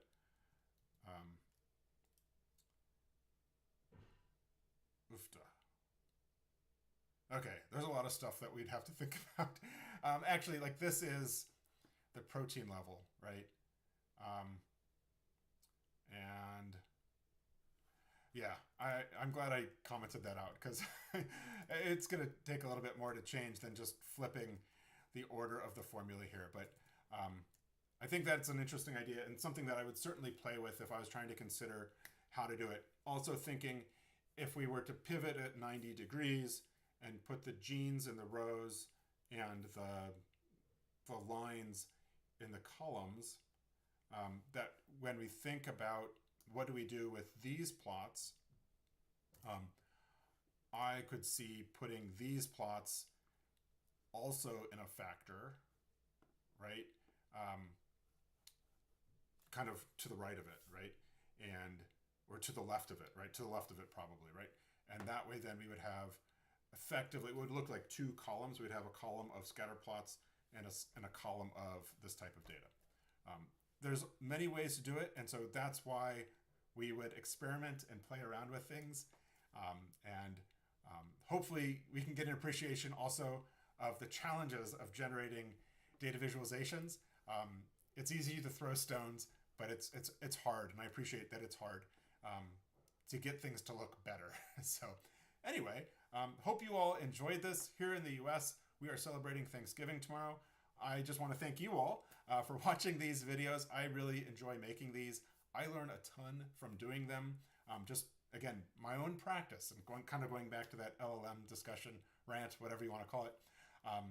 But anyway, thank you very much. Thanks for watching. Have a great Thanksgiving, and I will see you next time for another episode of Code Club.